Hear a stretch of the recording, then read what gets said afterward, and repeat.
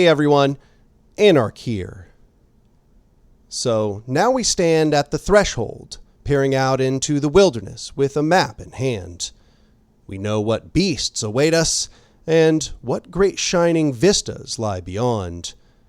However, we will also need a diverse array of tools to traverse these dangerous thoroughfares. Just as a traveler might need their boots, their walking stick, a compass, a weapon, and so on, we must prepare ourselves for all eventualities to the best of our abilities. Indeed, given the danger of our environment, we must travel together.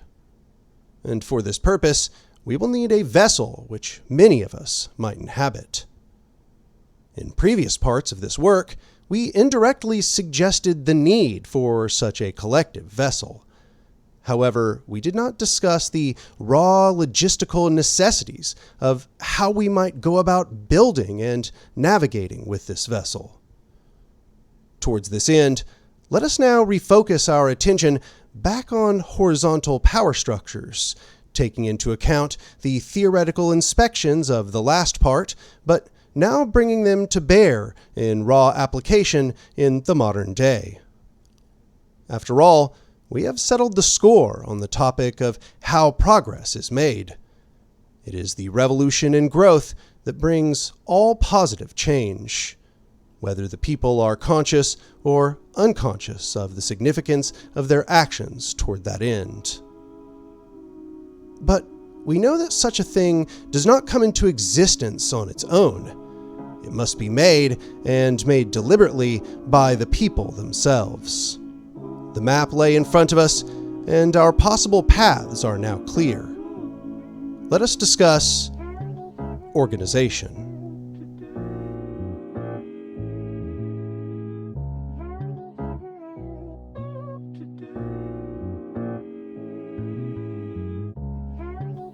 As we begin our analysis of how organizations grow and function, it will be necessary for us to both refine the tools from the previous parts of this work and to develop more specificity in terms of the power dynamics at this new scale. The first of these analytical tools is what I will call the removal process of power analysis. This is to say, in order to determine how much some agent contributes to some power structure, we should start by asking a question.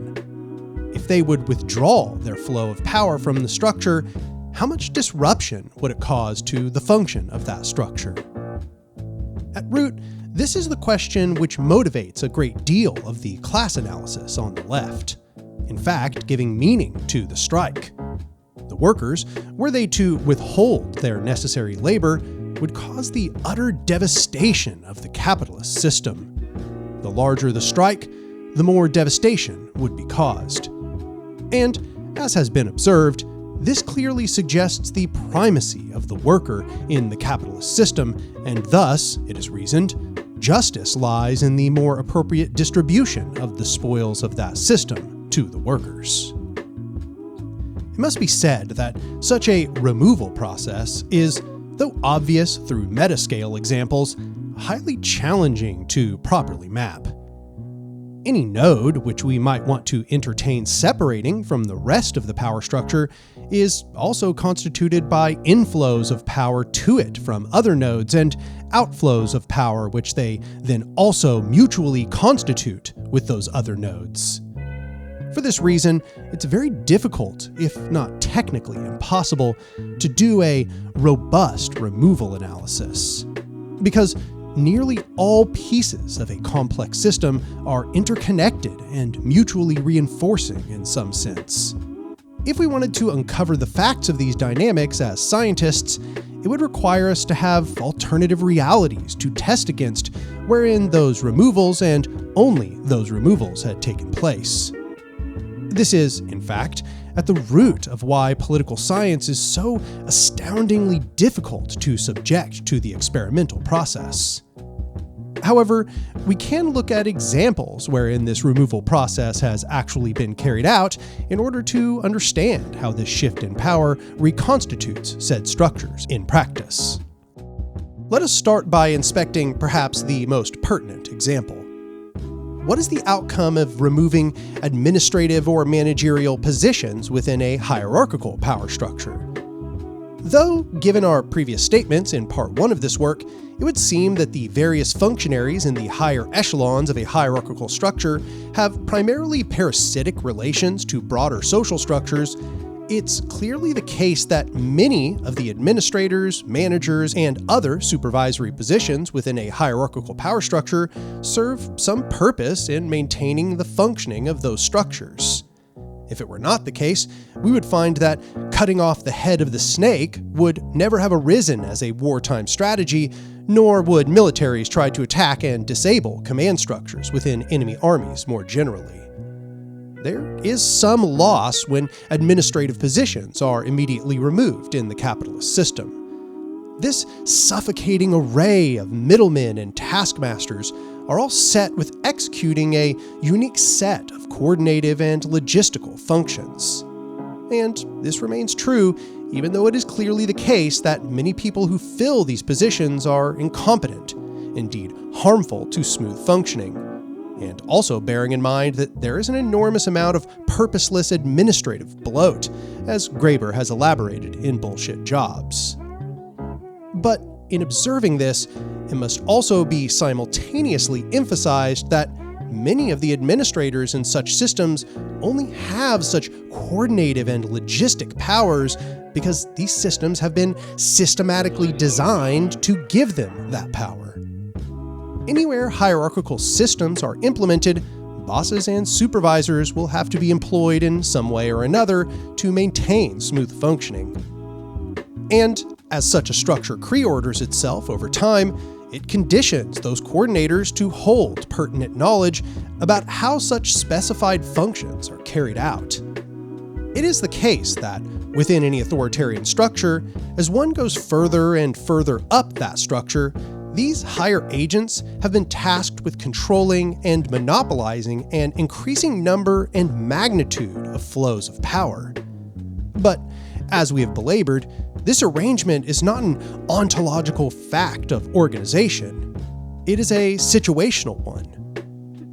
Hierarchy is a purpose-built machine, and if we are to inherit it in this same configuration, we will be doomed to manage it in similar ways as the previous operators did.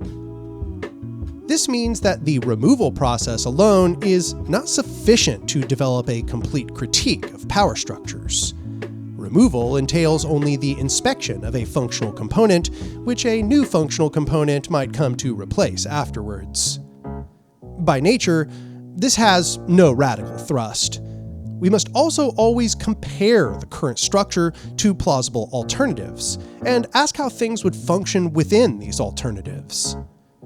This entails not only alternative cogs in the great machine, but alternative structures of power themselves. And so this gives rise to another analytical tool, the comparison process of analysis. When observing the impacts of removing a specific agent from a power structure, one must also observe the outcome of a comparison with alternative power structures. For instance, one cannot conclude that because there is a clear necessity of capitalist administrators within the capitalist system, that they would be absolutely necessary in a competing system. We must instead cogently address alternatives wherein such functions are either abolished completely or absorbed into different sorts of bodies. Often, this sort of counterfactual represents a considerable paradigm change, and that paradigm must then be inspected, analyzed, and subjected to practical scrutiny in both theory and action. Historically, many thought experiments have been presented to demonstrate the fundamentals of such a replacement. Were the workers to stop working, the capitalists would starve, as there is no alternative world wherein they could carry out the necessary labor of the workers by themselves. But on the contrary, if the capitalists no longer owned the means of production and refused to continue investing capital, though the workers may suffer from this capital flight, the workers could still become worker owners and take on the task of administration and coordination through bodies such as workers' cooperatives, collectives, or even communes. Similarly, in the relationship of the landlord and the tenant, if the tenants disappeared, the landlords would go bankrupt. Yet, if the landlords disappeared, though the tenants may be tasked with the upkeep of their property, they could also now be homeowners or engage themselves in collective forms of ownership and recommoning. In each of these, we can see the removal and comparison process we discussed. And in this combination of analytical tools, we see why hierarchical power structures must be arbitrarily enforced by domination. Hierarchical power structures are crucially reliant on the continued willingness of the subjects to obey their masters. If they refuse to obey, not only might the subjects wreak havoc on such a system by the withdrawal of their work, but there are also real alternatives available to them, wherein they are empowered instead, and the hierarchs are left with nothing.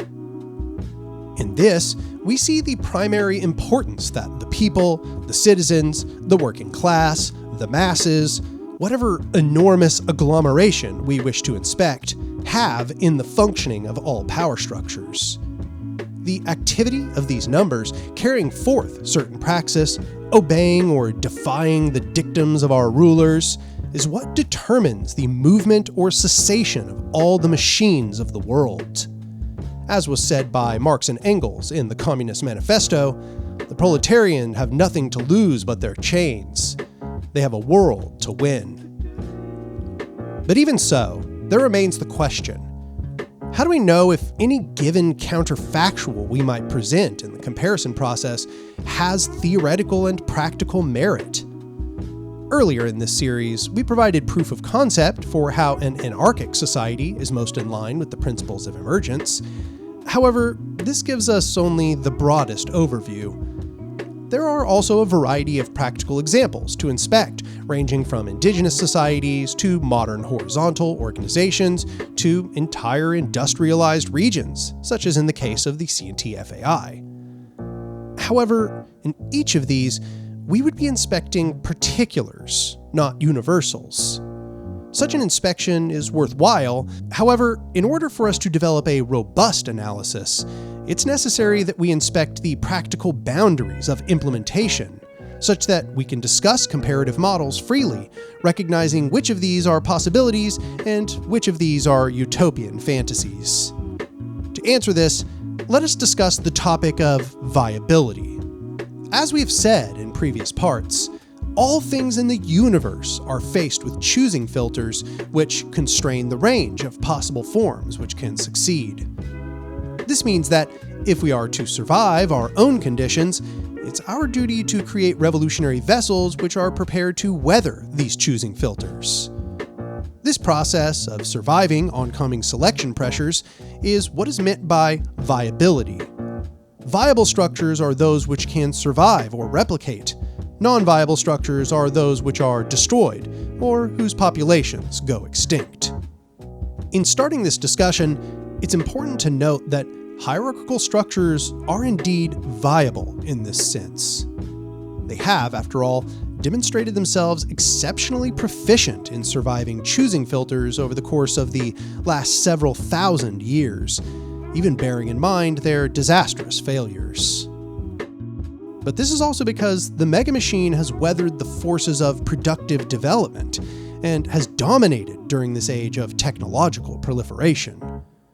This means that the megamachine has been able to utilize these thousands of years of hegemonic control to research the social and material technologies which it now utilizes in order to solidify its rule. However, it is no virtue for a death-oriented machine to persist. The survival of the megamachine is inherently the survival of a system of power parasitism and ecological destruction. We are then tasked not with finding just any viable system, but instead with figuring out how a horizontal system can be constructed, such that it is viable. And unfortunately, because the megamachine now permeates nearly every aspect of our lives, horizontal power must discover its social and material technologies while under countervailing force, and without any expectation of institutional support.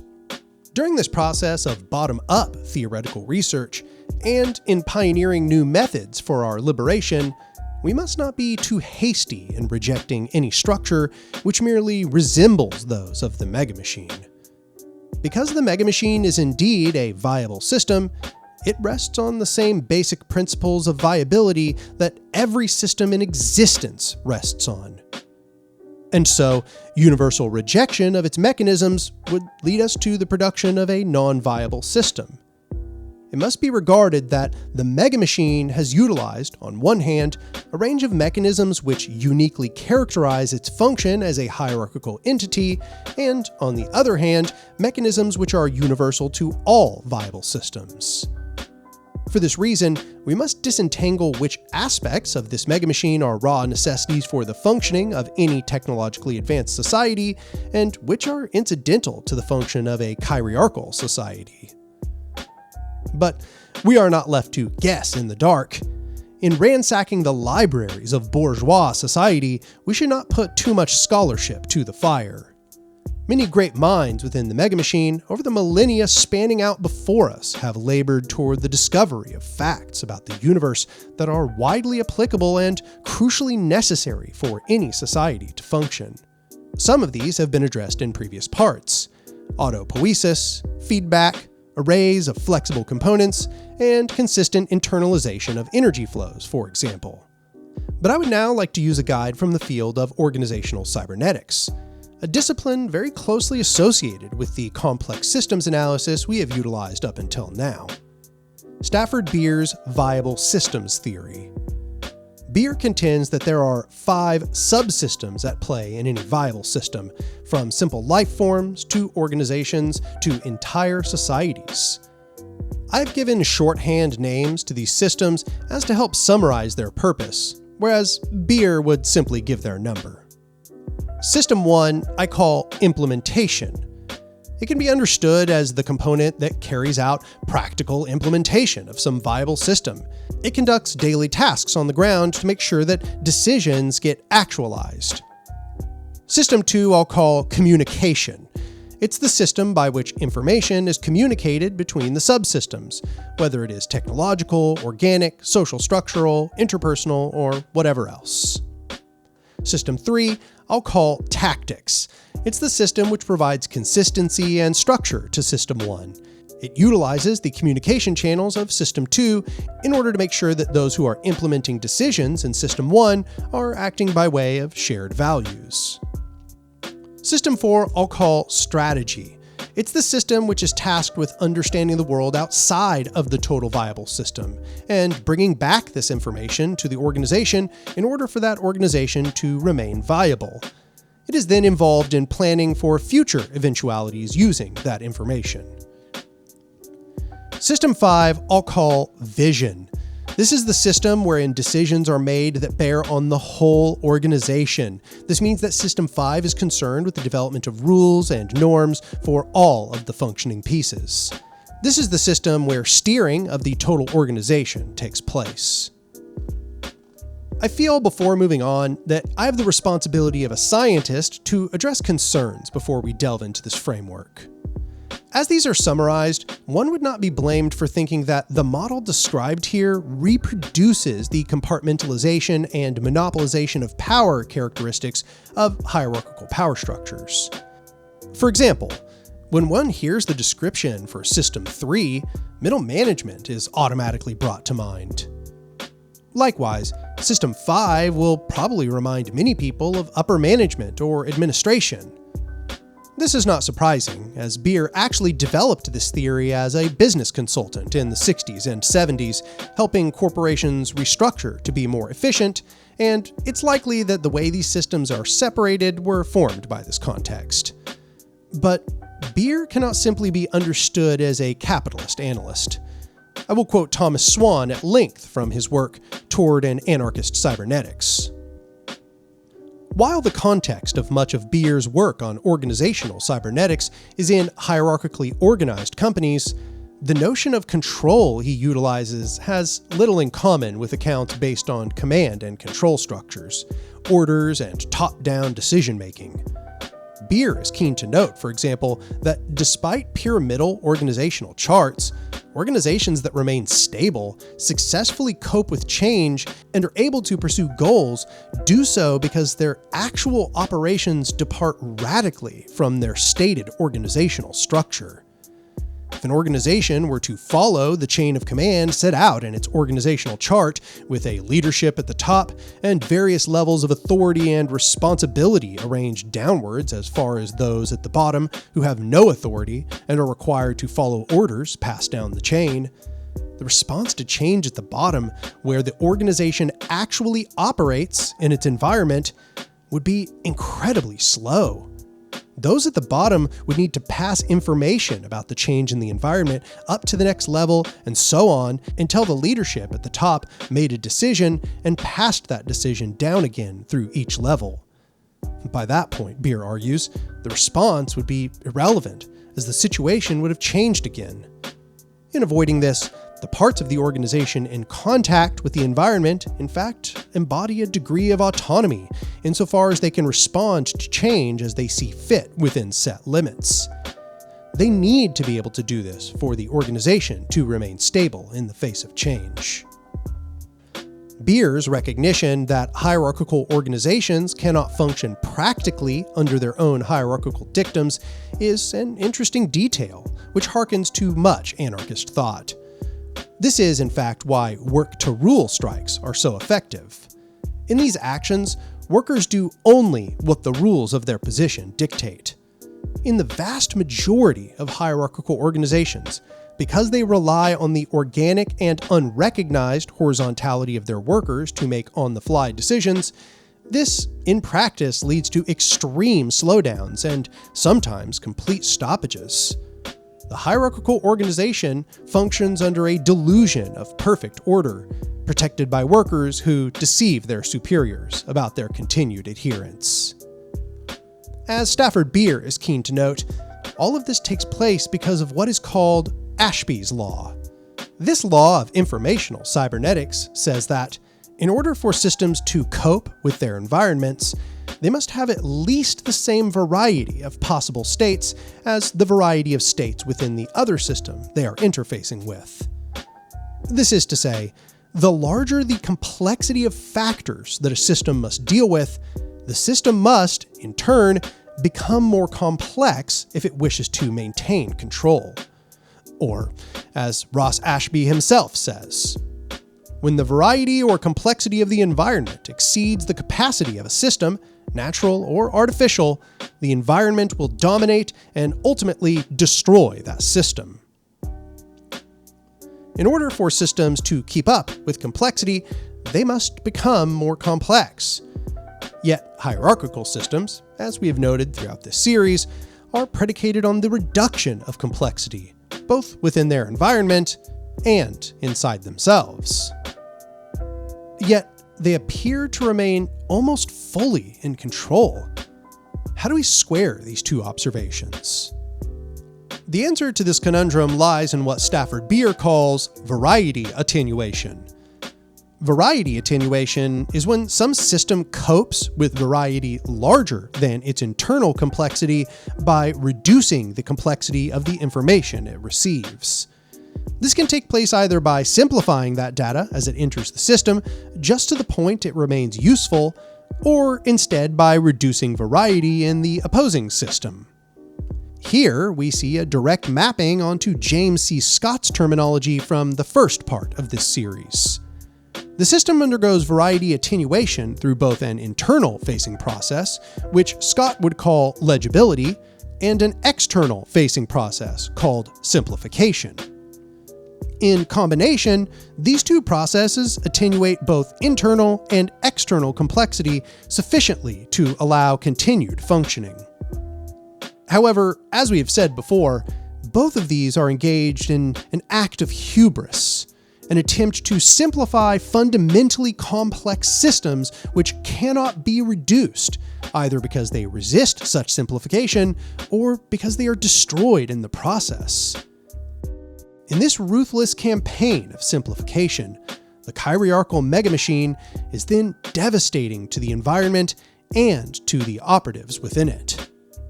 Indeed, Stafford Beer recognizes this very fact in his own work when he analyzes the conditions of the modern republic in comparison to the expanding variety of needs and desires within the populace. This situation attempts to disobey the law of requisite variety and disbalances the homeostatic equilibrium in both richness and in period. Then it is predictable that the people, thus affected, will build up pressures in the system that can no longer be released because the filtering capacity cannot contain the flow. This is bound to lead to unrest, demonstrations, agitation, perhaps violence, possibly revolt.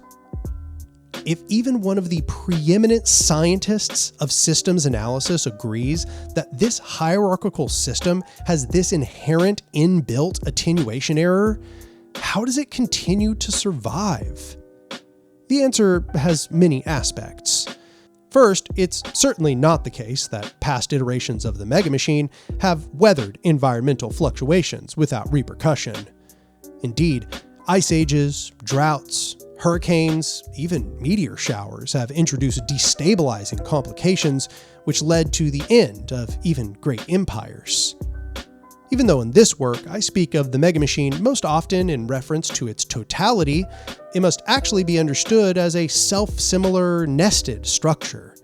This is to say, just as we might consider the megamachine in its form as a global entity, this global entity is also many national entities, and geopolitical blocks of those entities and individual regions within them, and of various political parties and factions, and of different corporate bodies and boards of these corporate bodies, and so on and so on.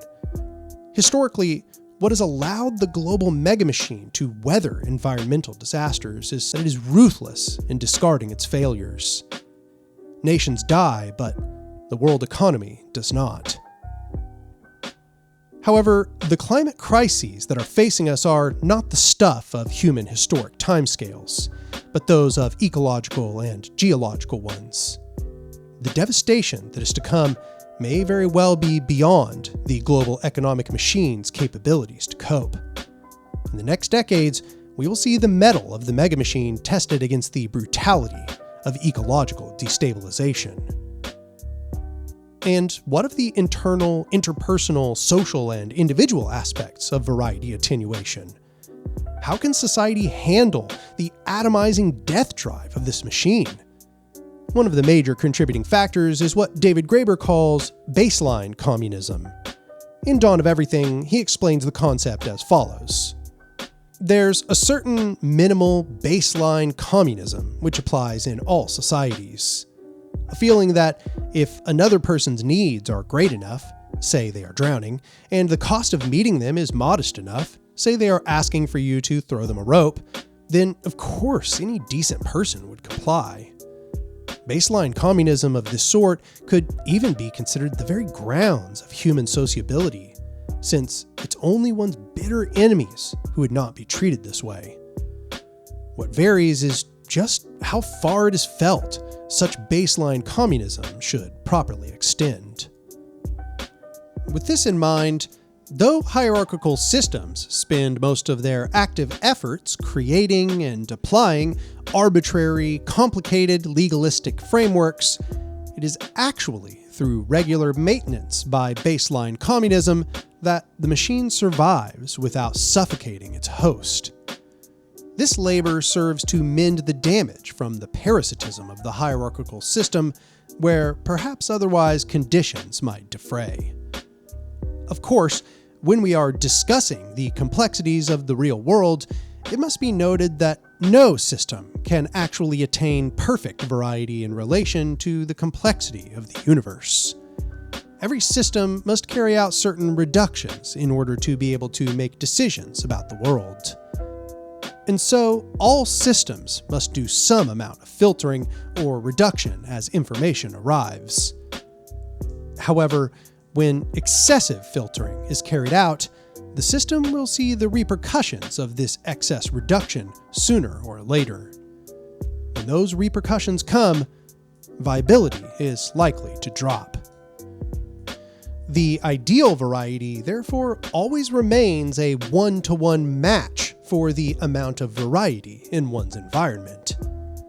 And toward this end, very long-term viable systems will have a tendency to utilize available vectors within their midst to absorb the true variety in the environment, such as how hierarchical systems utilize baseline communism to correct for their over-reductions. We will discuss the pertinence of these aspects of variety and attenuation as they bear on horizontal organizations as we proceed through the rest of this work. Let us now return to Stafford Beer. In the early 1970s, Beer was consulted for the restructuring of Chile's economy, which he was given a startling amount of control in carrying out.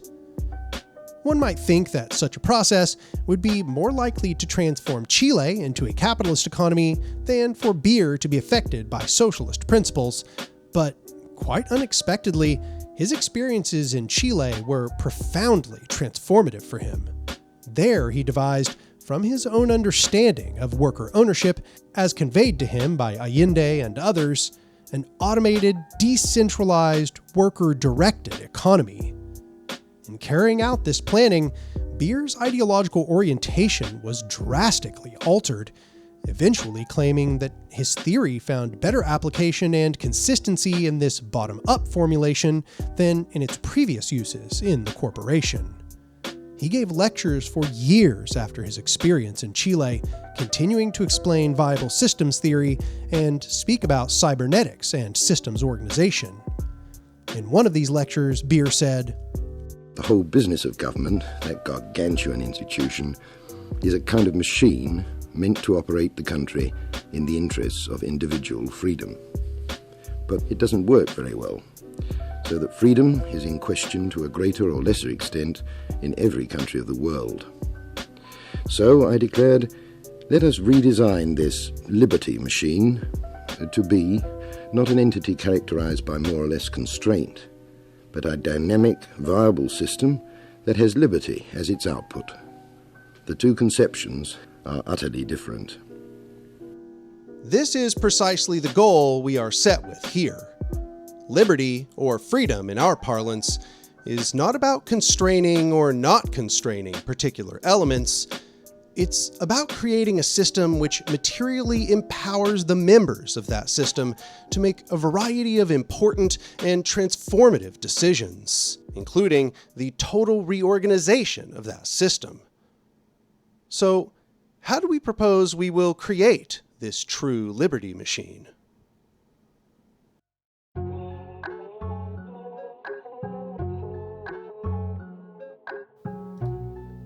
With all of these tools in hand, let us now return to the subject of how a horizontal power structure must be constructed.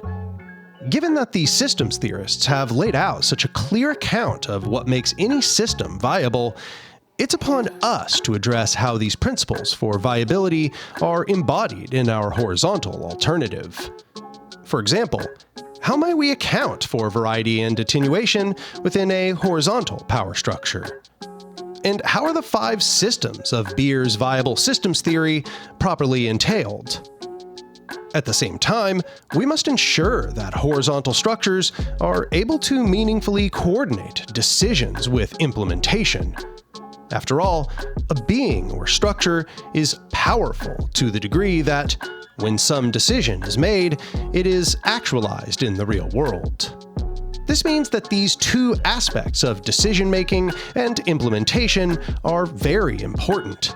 They are the organizational equivalent of will and inaction in the definition of power given earlier in this work. However, all power is not created equal, as we have belabored before. Who makes the decisions within some structure and who implements those decisions makes all the difference in constraining or expanding the range of possible means and therefore the possible ends of that structure. Indeed, depending on who makes decisions and who carries them out, one may locate whether some structure tends more toward authoritarianism or libertarianism. In authoritarian systems, we find that a proportionally small number of people make all structural decisions, and a proportionally large number of people are bound to carry out this relatively narrow will. By contrast, in a maximally libertarian system, all people affected by some decision are the ones who make any given decision, and a variable proportion of that total group then carries out the implementation of that collective will, depending on those who are chosen by the group. It is this power structural bifurcation, as we have now discussed at length within this text, that we are tasked to explore once again. So let us now return to Ashby's law, which tells us that in order for a system to be viable, it must properly attenuate to variety within its environment. We must always remember that, despite our attempts to match the true variety of the environment, only variety can truly absorb variety. Meaning that all our necessary reductions inherently carry with them flaws in a system's ability to navigate its environment. The only way to completely match the complexity of the environment is to be a perfect copy of the environment, and that is clearly not within our purview. For this reason, the amount of pertinent details in the world surrounding the organization can be overwhelming to parse through. The strengths of horizontalism in overcoming this problem, however, are straightforward. Having decentralized the direction and enactment of power, many more nodes are available to receive information from the environment and act on it. Therefore, there is less need for attenuating variety to begin with. This decentralization serves to maintain maximal complexity and prepares systems to flex and change with shifting circumstances. Then there is the variety of different people's personal perspectives and concerns, both in regard to their experience of the hierarchy and in the context of their personal needs and desires. There is always attenuation here when collective action is involved. Collectives of actors, working as they must toward collective goals, will tend to reduce these complex goals into shared goals. To collaborate with others is to make sacrifices, to compromise, to sideline problems until concerted action can be organized. However, horizontal structures are also oriented preferentially to reduce variety reduction for this issue. In horizontal structures, every single member is able to become involved in every single foundational decision, and accordingly, this creates the largest number of nodes for information to arrive into, therefore creating the largest variety to match the variety of the world outside and the variety of needs inside. These nodes are then actively engaged in setting the course for the organization and in parsing out solutions to these problems. This is then essentially a question of how the organization itself acts to expand and maintain its own variety. Here, we have breached back into the topic of freedom from the second part of this series of essays. Freedom is the real range of possibilities that some agents have for their actions. And so here we might note that in order to cope with variety, agents must have high degrees of freedom, and high degrees of freedom are only created with collective action. As we have said, people do not have more options for activity when considered alone. People who are isolated or unable to coordinate with one another are more constrained. Therefore, this freedom is maximized in the production of horizontal organizational forms. It might be said then that part 2 of this work was laying out how this mixture of individuation and organizational coordination is what allows anarchism to create the most robust variety possible in order to meet variety directly with variety. The possibility for overlapping and contingent social forms able to respond to any variation of problem is astounding. And while uncoordinated individuals may have the highest freedom in choosing which actions they will carry out, they have the lowest potential to affect outcomes. This is why there must be a balance between the collective and the individual. However, we must sadly recall that this system, superior as it is to the mega machine in this aspect, will also never be able to fully match the variety of the outside world through these components. Horizontal power structures have to have their own mechanisms to attenuate this variety mismatch if they ever hope to respond to complex changes and continue to make decisions in a timely fashion in step with changes in its environment and in consideration of the diversity of individuals within the structure itself. We are then stuck with a conundrum which must be taken seriously. From the standpoint of libertarianism as a power strategy, it wishes to maximize the exposure of members to outside stimuli, because these members are the agents who are tasked with making well-informed decisions about the world. Yet, along with this radical freedom to act and a very considerable raw power to be marshaled, we will have to find some ways to come to decisions in step with occurring events and to attenuate the infinite variety of potential in order to actualize decisions. Whereas hierarchical power deals with this variety mismatch through authoritarian structural decision-making and compulsory labor, horizontal power is structurally compelled to attenuate variety in a fashion which maintains the root of power within the body of members as such. So here I will lay out how anarchist organizations have already gone about solving these problems throughout history, and indeed, how many varieties of people, unaware as they may be of any of this terminology, have met these same organizational conditions. The first way that variety is healthily attenuated in horizontal power structures is through the consensus process, or some other directly democratic method which is first consented to by the members of the group. In fact, the very formation of proposals is itself a narrowing of all possible options to the scope of the proposal, to bring conversation to bear on a finite element or collection of elements which the group can now discuss and resolve. Moreover, as this consensus proceeds, it attenuates variety further through the amendment process. Amendments alter the features of the proposal until it meets all of the needs and desires of participants. Lastly, there is the process of passing the proposal, a decision being made. This takes all of the possibilities that had been in open discussion during the consensus process and brings them down to a finite list which all participants agree to act upon.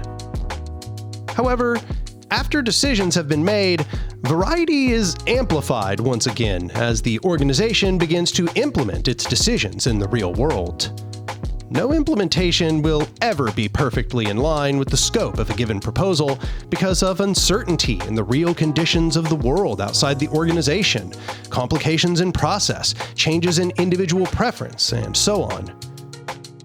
After this, another amplification of variety takes place, as implementation then affects changes in the world, producing arrays of outcomes which now have to be fed back into the organization and subjected to new rounds of consensus, or addressed through mandates for delegation to explore, as we will discuss shortly. However, the strength of horizontalism is that it always has its hand on a dial where it can increase variety by turning all of its members into constituent decision makers and agents in implementation. For this reason, it's crucial that all horizontal organizational structures develop first from the assembly of all members of the group, which carry out all 5 of these systemic functions by default. This is how the organization continues to have access to this particular dial, creating the possibility that variety is met with pure variety. After all, wherever power can be forced to return, that is the true root of that power. As Bookchin says in Remaking Society, what people cannot shape for themselves, they will never control. It can be taken away from them as readily as it is bestowed upon them. Thus, all power must be able to be structurally recallable to the hands of the people. This guarantees that the control of the root of decision-making never leaves the general membership of the horizontal structure. In order for the members of an organization to be empowered, decision-making must ultimately always lie with the members of that organization and must correspond with actualization by responsible members. However, There is a counterbalancing factor to this, in that implementation is a time and energy-consuming effort. Everyone cannot do everything all the time by simple practical fact. In this sense, there is another kind of variety that must be attenuated in the breadth of all possible discussions about implementation that could be had and the limited time that individual humans have by comparison to time spans needed to reach conclusions. Insofar as the General Council of the membership maintains administration of more and more tasks, this single-purpose space will either have to extend the length of its sessions, leading to exhaustion, become indecisive and thus unproductive, or will be forced to rush the decision-making process, leading to messy implementation and poor variety absorption. The solution is to discern which decisions must be discussed within the General Council of membership and which decisions are to be discussed and implemented in other more contextual bodies. For this reason, as a horizontal organization faces challenges, as tasks become standardized and repeatable, or as implementation becomes more specialized and time-consuming, the membership may naturally choose to create new compartments within the organization that are meant to coordinate certain sets of resources. But it does not take a genius to recognize the risk in this process. After all, we can see the spanning, arcane breadth of the bureaucratic state and the specialization of labor that is characteristic with the development of capitalism. So then, what are the principles which should guide our delegation and development of organizational compartments, holding in mind the pertinent risks? We've touched on the answer before in this two-part assessment of decision-making and implementation. But in order to ground the discussion, let's talk about the difference between delegation and representation. In delegation, power is given to an individual or group of individuals under a specific custom mandate as per the desires of the council which chose them. That power may then be revoked from that person or group of people at the whim of the assembly of members, and the mandate itself can be altered at whatever point the assembly decides. Delegation is therefore not structurally locked. It is provisional, based on the needs of the collective. In delegation, decision-making still always ultimately lies in the collective if they choose to reclaim it. They have only temporarily given specific powers of implementation to a set of individuals in order to effectively compartmentalize tasks. This allows the organization to flex to attenuate variety without filtering out too much complexity in the process by creation of compartments, while still maintaining the possibility of attaining a requisite variety by returning decision-making to the root where all members of the organization will come to bear in making decisions about new implementation. The perpetual ability of the organization to carry out either of these affairs is what characterizes delegation as a horizontal phenomenon. By contrast, representation is institutionally locked power, wherein decision-making is given to some person or bureau in place of the body of people who are affected by said decisions. This representative body may then, conversely to horizontal methods, decide how the group it represents will carry out implementation of the representative body's decisions, meaning the root has been internalized within the representative body instead of the electors. Under representation, the represented therefore act as extensions of the representative, rather than vice versa, as is commonly argued by the defenders of such a structural method. If a representative is recalled, the people they represent cannot choose to take their power back. Instead, they must choose a new representative to replace them. In this way, the people are at the whim of the office of the representative rather than the representative serving at the behest of the electors.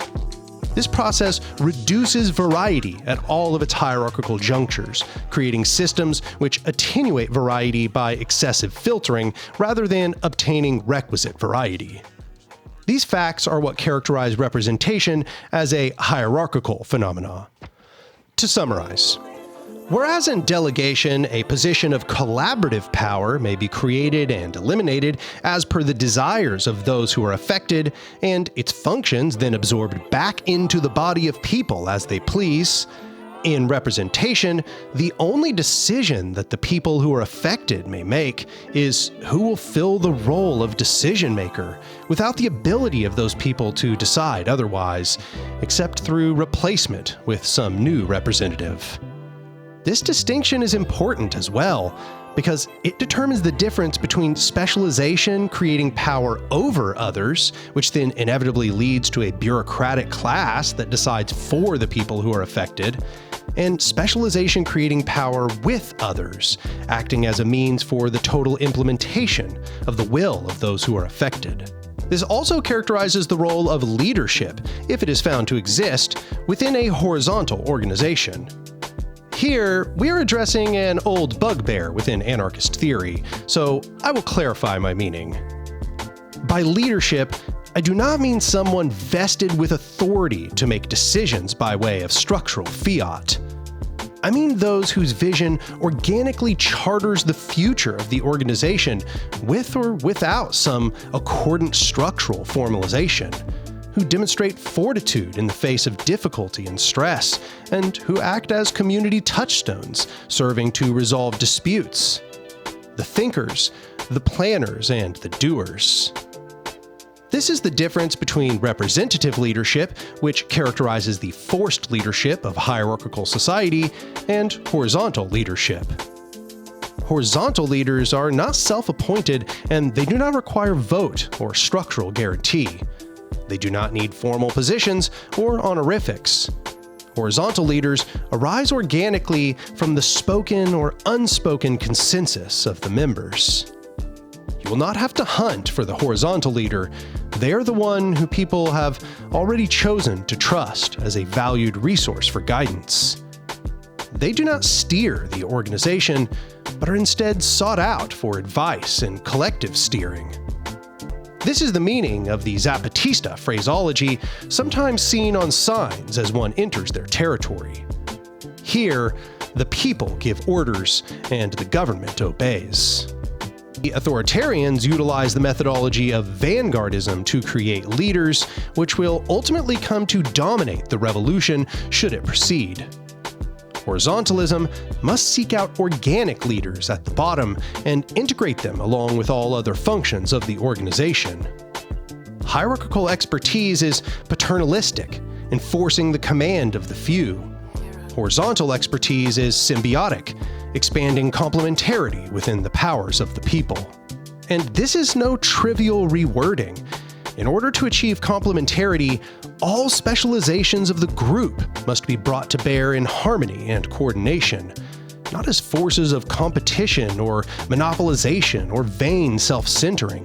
The watchwords for those who hold charismatic power and knowledge must be humility and service to others, not power of command. Specialists of all kinds are equal in structural power and must remain so. No horizontal leader should ever be allowed the structural power to make decisions for the group, as this would become representative leadership, which is characteristic of hierarchical power. Nonetheless, it cannot be denied that specialists of all kinds will still have a tendency to accrue informal power within horizontal structures, and even certain formal power in delegation. Often the person with expertise comes to make decisions simply because the knowledge they have bears so much on the decisions being made, not through fault of any individual villainy, but through practical fact of action. Yet, this still can become dangerous if it drives the organization into a rut where specialization determines organizational structuring. Indeed, despite the many concerns of theorists outside of anarchism, this remains one of its real hidden pitfalls. The possibility that it might create a sort of confederated technocracy of working groups directed from outside the councils by trusted experts and delegated administrators. Perhaps, if it is true that every system contains the seeds of its own destruction, that this will be the very far end of the path for horizontal hegemony, especially if the people of our future society do not do the work of maintaining the integrity of their system. However, the solution to this problem clearly cannot be that specialization is eliminated and the group makes do with lesser knowledge about the world around them. There are then two factors to solving this problem. The first is that the knowledge of the specialist must be constantly distributed through practice and demonstration.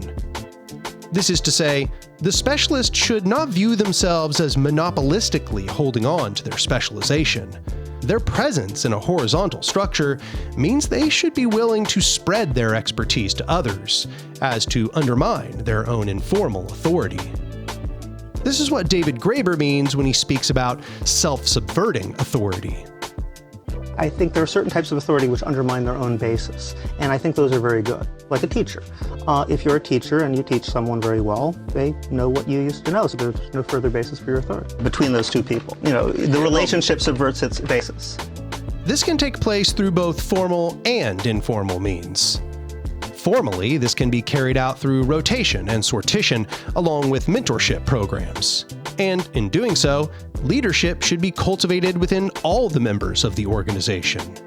Though sometimes it has been said that horizontal movements are quote-unquote leaderless, perhaps here we suggest that they must be leaderful. Nonetheless, it's clearly not the case that every single person will be turned into such leaders. There are many reasons people may not want to fill such a role, even if they are ideologically committed. There will always be those who are more concerned with implementation of pertinent tasks instead of decision-making within formal arenas. Moreover, surely not every single decision really needs to be passed by the General Council every time implementation has to occur.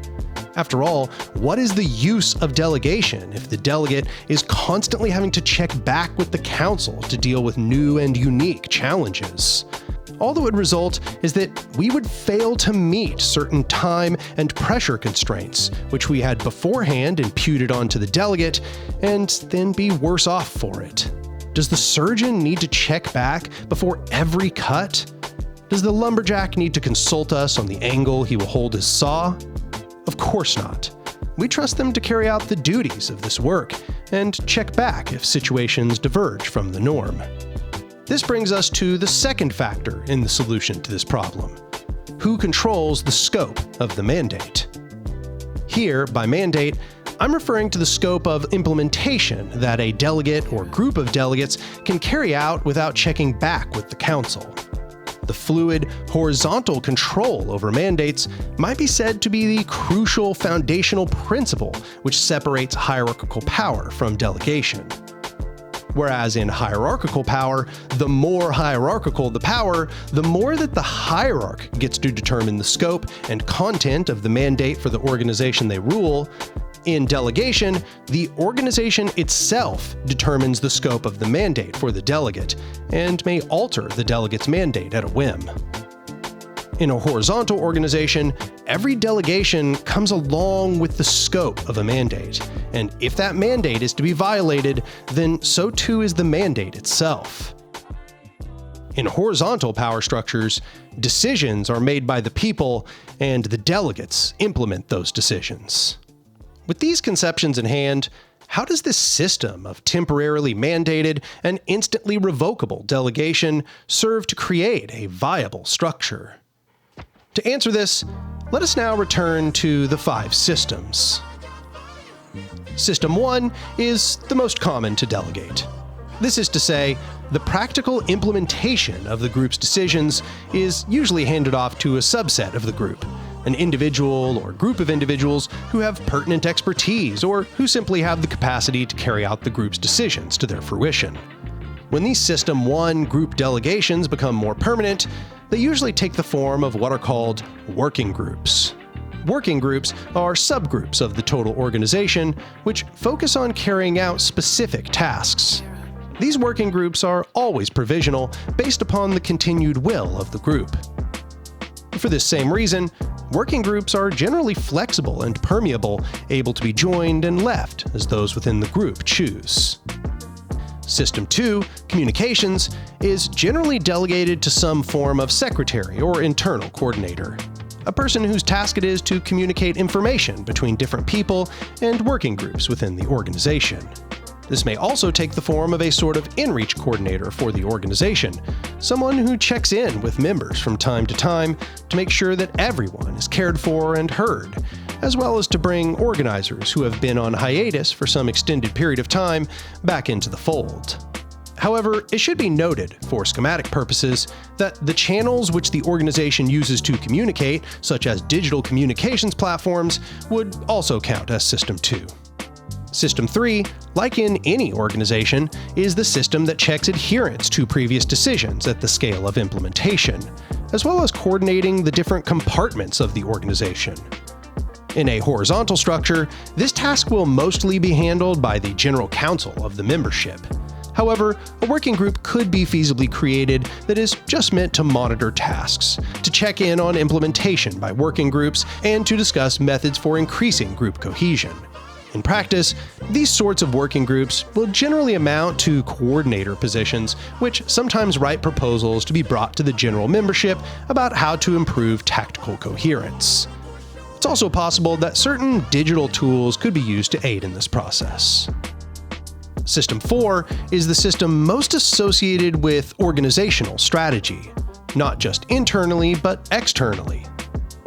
This is another function that will almost always lie at the general council level, even when a working group delegation is created. The group must normalize discussions about changing conditions, about meetings with other groups, about correspondence, and about strategizing group movement on longer timescales. However, it may still prove useful to create a strategy working group where these discussions can take place at greater length, so that the General Council can relegate itself to other avenues of decision-making, instead of long deliberations over minutiae or tangents about general long-term group strategy which derail pressing tasks. Strategy working groups tend to be collaborative educational groups where people read about and discuss their own conceived strategic goals, and then sometimes write proposals to be brought to the General Council to determine long-term planning. System 5, Vision, is embodied in the General Council of the membership. The General Council of Members is the system which develops the norms and agreements for the total organization. This is where all power roots, and no member of the organization can be alienated from their participation here. The more sophisticated an organization gets, the more that the General Council of the membership will tend to focus its mind on these sorts of tasks as their primary function. Where any of these delegations end, all the systemic functions that were once subsumed return to the General Council. The connection of this body to the totality of the membership and the carrying out of its general consensus is the real empowerment of the members within the scope of the organization's capacities. With this, we can see why horizontal systems have sometimes been called an upside-down pyramid. Indeed, in the communique published by the Zapatistas titled 10th Part Regarding Pyramids and Their Uses and Customs, El Capitan speaks about the failure of the pyramidal model and describes the Zapatistas' recent movement toward further horizontality by saying, "So what we did was cut the pyramid. We cut it from the tip. Or rather, we turned it upside down." So let us now discuss the dynamics that will prevent this pyramid from being formed to begin with, and create a complex adaptive system which maintains freedom and libertarianism as its output.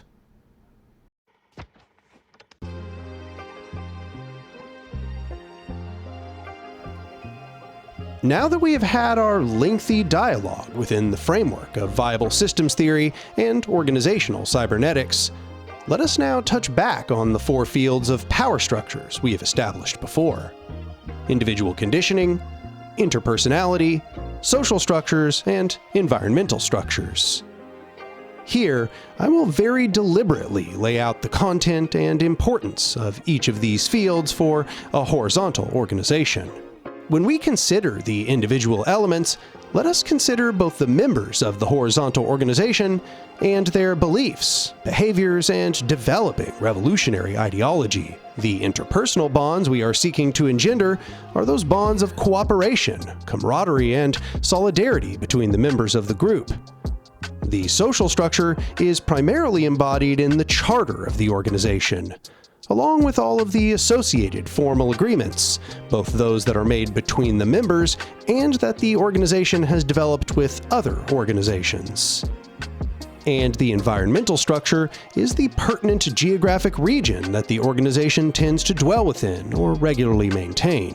In order to understand the role of the organization, we must consider how each of these facets occur within the power structure. And with autopoiesis as our goal, holding in mind the crucial importance of interrelatedness for creating complexity, each of these must be maintained not only at their point of origination, but by interrelation with the other fields of the organizational power structure. So let us explore these 10 interfaces proceeding forward. Firstly, the individuals must cultivate themselves as revolutionary actors. This means active and earnest engagement in self-criticism where it is warranted, which involves the sincere consideration of how one's behavior actively helps or harms revolutionary goals. This also means taking one's self-education seriously, whether in reflection on previous praxis or through engagement with theory, or in learning about subjects which are pertinent to the success of the organization and the liberation of humanity. The revolutionary anarchist should see their own self-enrichment and self-improvement as a continual project which they undergo not only for themselves, but for others. Then comes the interaction of individual conditioning and interpersonality. The organization engages in this interface when, through direct interaction with other people, whether face-to-face or through means of technology, the members radicalize or are radicalized by others. This is no trivial interface. Individuals are transformed through interpersonality every single day. In the internal sense, there is the learning that takes place when members teach one another about radical theory, inform each other about history of practice, and pass on pertinent knowledge to carry out the needed revolutionary tasks at hand. In the external sense, members are likely to be transformed by their interaction with individuals outside the group somewhat regularly. And likewise, members of the organization should try to spread libertarian, socialist, and anarchist ideas through word of mouth, through educational opportunities made available to them by the group, and through tabling events, to name a few. This also leads to the necessity of what is called social insertion. Social insertion is the name of a praxis pioneered by the South American anarchist movement, specifically the FAU and FARJ. Its aim is to place militants of the specifically anarchist organization into the social movements they are surrounded by. This is to say, members of horizontal organizations should attend the meetings and become active contributors to prevailing liberatory social movements around them. They should contribute their skills and knowledge to the social struggles, rather than try to jump into the driver's seat. And militants should inform and encourage these movements toward libertarian modes of organization consisting of their own organic horizontal leadership and the willful action of the people themselves. This method conceives of social movements as an organic process which occurs with or without the say-so of anarchists and their organizations. As Farge says, "It is ideology that should be within social movements, and not social movements that should be within ideology." This work is not done at the expense of the work of the organization elsewhere. It's done as part of the organization's broader commitments. This social insertion is incredibly important because it emphasizes our need to be present and active in burgeoning socially progressive causes and to avoid becoming siloed away in echo chambers or in myopic projects whose trajectories cannot adjust to changing conditions. This is not to say that the organization should devote all its efforts to this aspect, but it is an aspect which must be continually carried out for success to be achieved. A horizontal organization that is not engaged in social insertion will not only find itself stuck in long periods of member stasis, but will also find itself increasingly irrelevant as the thrust of social causes move and shift around them.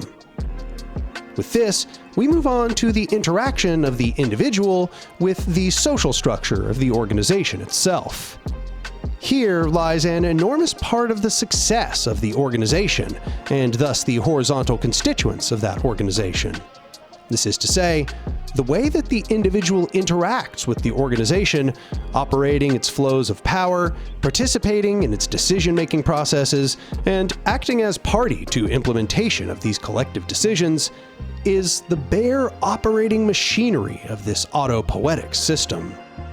The individual is the acting agent, and the social structures of the organization, such as its charter or the passage of particular proposals, are the rules for coordination with that broader functioning of the system, creating expectations and thus the capability for future planning at the organizational scale. In this way, the degree to which the individual members of the organization abide by or alter the functionality of this collective decision-making structure determines the vast majority of how this structure will act. Here we must also recognize, wherever decisions are made, the decision makers are responsible for not only the faithful implementation of those decisions, but the repercussions of their implementation. And that, in a horizontal power structure, we are those decision makers. This can be jarring as a transition from living daily in the mega machine, where we find ourselves largely blameless for the broader outcomes of the hierarchical power structures we inhabit.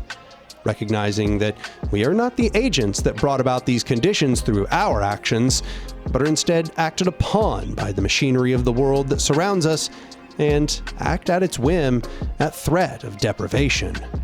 However, in a horizontal structure, we are the ones who have deliberated and amended and come to common consensus together. And following this, we are the very hands who enact these willful decisions into practical work. Wherever there is the power to coordinate will with implementation, there is also an obligation to reduce harm caused and remediate negative consequences. This stands in contrast to the individualistic attitude that responsibility is an imposition on our autonomy. In fact, there can be no autonomy without responsibility.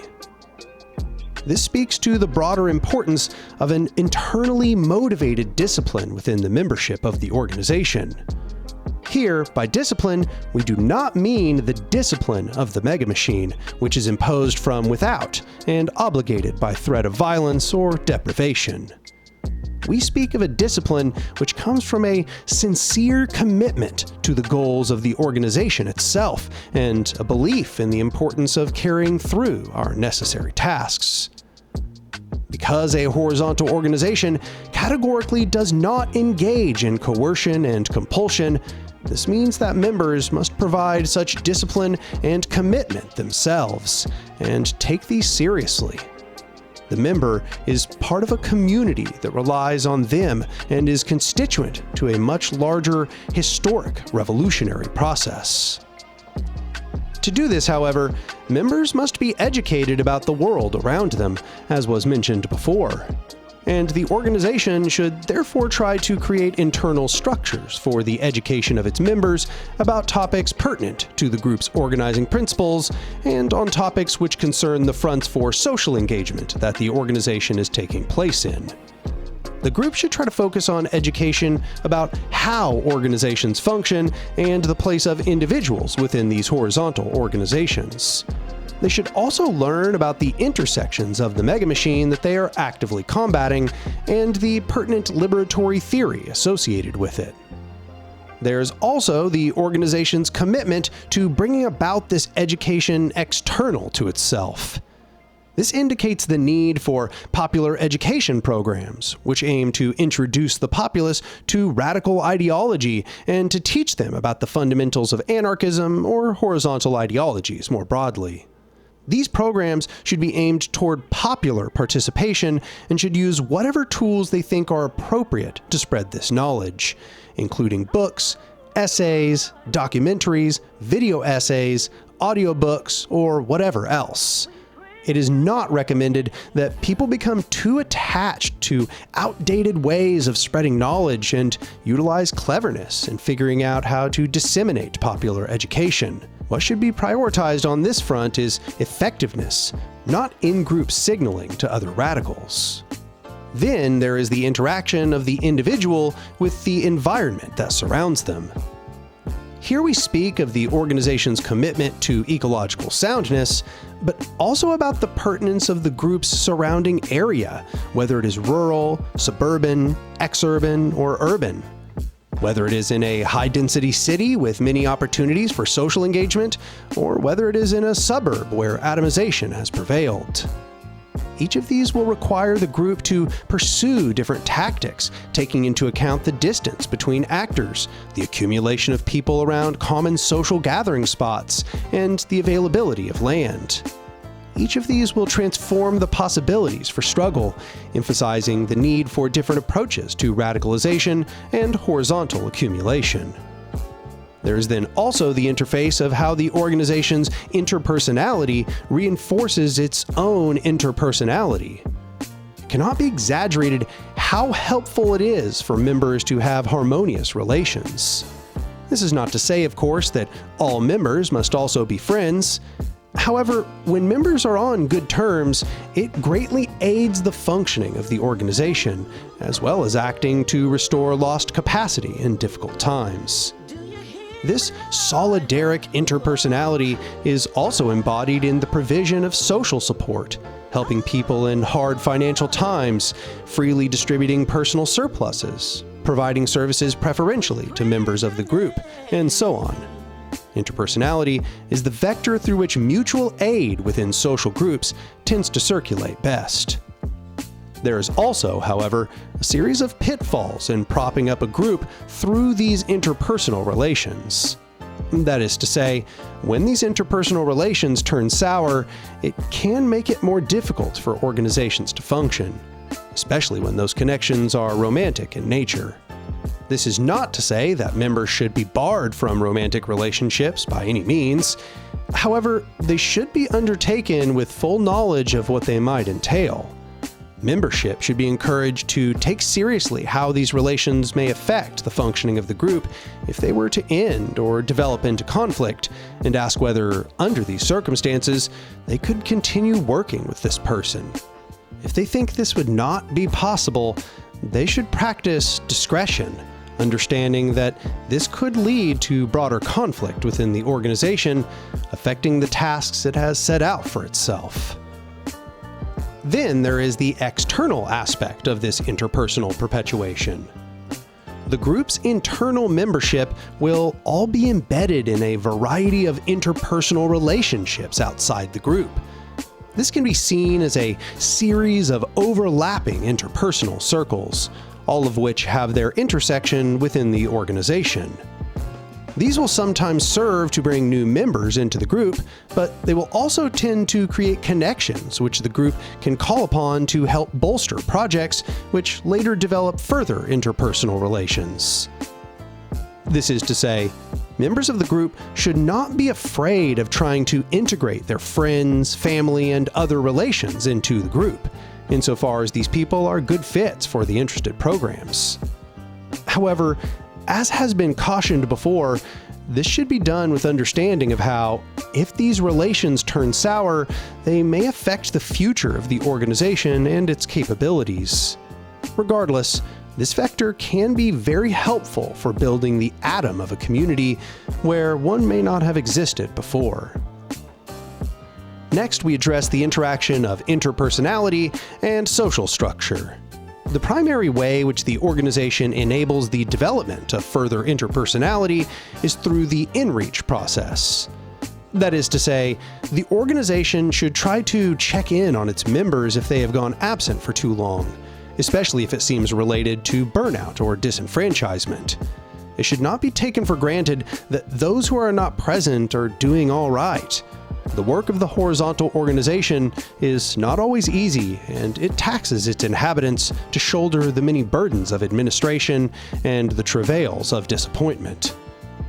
There should also, if the organization can bring about such resources, be attempts made to organize get-togethers and celebrations, especially around victories. Formal social events for the organization can be great ways to plug members back into the organization, whether active or inactive. The same can be said for the creation of social events that are meant to bring in people from outside the organization. Social events that involve the community can be great opportunities for finding new allies and potential opportunities for radicalization of new people. Then there is the interaction of our interpersonality with the environment. Here, we should recognize that the environment not only comprises the land and the cities we live in, it also comprises the resources we have access to. Many of these resources are interacted with through interpersonal forces. When we share resources, as was mentioned before, we are utilizing our interpersonality to distribute elements within the environment around us. But more than this, we must take into account the ways that the ecology is going to change and recognize what our interpersonal place will be within those changes. Here I mean to say that radicals must take seriously that ecological disasters are coming, and our associations will need to have a place in both repairing and inhabiting these. We must focus on trying to help the people within disaster zones and extend mutual aid where it's possible. And at the same time, we must respect the land itself as an entity, recognizing it has specific needs in order to function as a flourishing ecosystem. This is perhaps an extension of previous stated bounds to environmental structure. Nonetheless, it seems appropriate. When we work to cultivate the land, when we work to recover those places where it has been devastated, polluted, destroyed, and exploited, we develop a relationship of mutuality with it. We begin to know the shape of its coves and the composition of its soil. We begin to know it as a sort of being, even if it is not, in the strictest sense, a being. Its harmonious function and our relation to it becomes a new responsibility, as we might have a responsibility to others, and we must make sure that it's not a relation of parasitism or predation, but symbiosis. This means that we must see these tracts of land as new relationships that we are fit to develop. We must not become the dominators of the land, but the stewards of an ecology, prepared to enrich it through careful intervention and harmony of ends. So now, we have arrived upon the interface wherein social structures interact with social structures. Here, there is a mighty progression of powers. First, let us address the internal aspect of how horizontal social structures interface with themselves. The first thing to be said is that we must have an organizational charter which lays out the basic functions of the organization. As was discussed in previous parts, lack of organization and lack of consistency does not lead to empowerment for the individuals within the group. Instead, it leads to something which is impermanent and weak, which will therefore fall apart at the slightest stresses and weaken the members. Here, therefore, we advocate an organizational anarchist method. More than this, we must create a platform for the organization, along with a list of points of unity, which determine whether prospective members are allowed to join and remain part of the organization. This then brings us to the external aspect of how social structures interface with other social structures. Of these, there are two facets: the cooperative and the combative. Here we will address the cooperative aspect of external social structural relation, federation, and we will leave the external combative aspect of this interface for one of the next sections. Said simply, the horizontal organization should try to develop groupings of cooperation with other horizontal organizations, as was discussed in the extended catalysis section of the revolutionary flowchart in Part 3. The more horizontal organizations are in interaction with one another, the better, unless these horizontal organizations have contrary aims. There is then the interaction of social structures with the environment. Summarily, it should be a standard for all horizontal organizations to maintain a social ecological relation with the flora and fauna. Our organizations must develop a real, enduring symbiotic relationship to the land, such that we would consider its well-being as a constellation of different entities, all of whom have different needs and drives that we must bring into consideration with our own. We are holistically intertwined with the ecology, and were our organizations to force relations of domination upon it, it would be counterproductive to the needs of the movement, turning our liberatory vehicles into new originators of ecological devastation. We must act to reproduce the commons, to develop communal ownership of the environment, and to intervene in the environment to bring it back into homeostasis to the best of our abilities. This interface is also active in our continued organizational interaction with urban spaces we inhabit, whether town or city.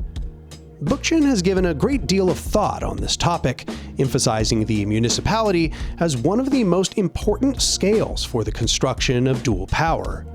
Here, of course, when we say the city, we do not refer to the municipal authorities associated with the state, but instead the cityscape itself, with all its complexities and potentialities.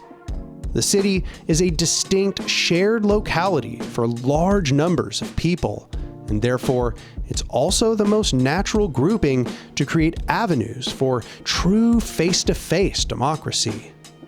In order to carry out this municipal strategy, we should act at the scale of blocks, neighborhoods, and streets first, creating assemblies at these scales which then act to populate the larger municipal assemblies which coordinate the city together. This conception is noted here because it represents a break with the economically reductionist approach that has characterized much anarchist praxis in the past.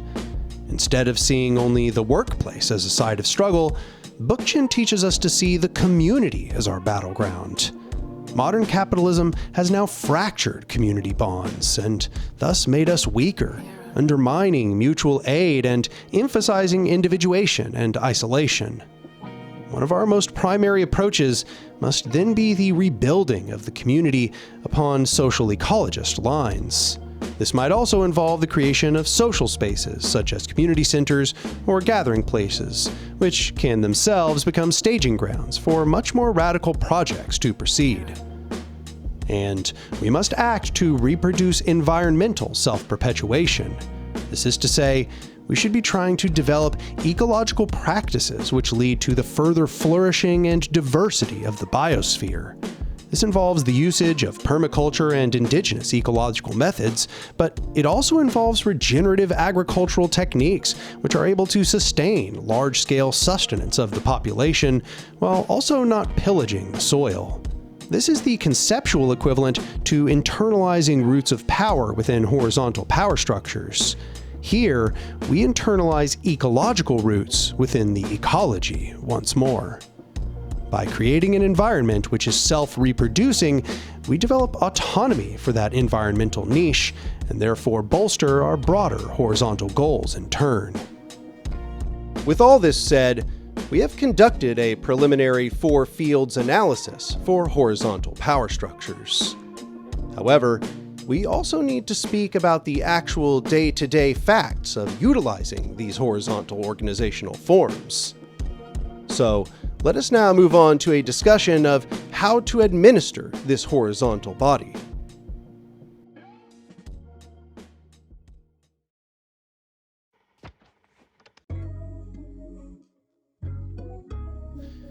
With this broader overview out of the way, let us now speak of matters of collective administration. After all, in a horizontal structure, many familiar administrative tasks must still be carried out. Many of these are, in fact, crucial aspects of any organizational structure. In hierarchical structures, many or most of these are handled by managers, bosses, and owners of various sorts. In horizontal structures, however, The general membership must take on those duties once subsumed into structurally locked roles and carry out a more deliberative self-governance.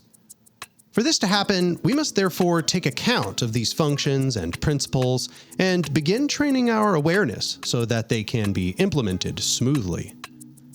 The first concept that horizontal organizations must be aware of is the concept of capacity.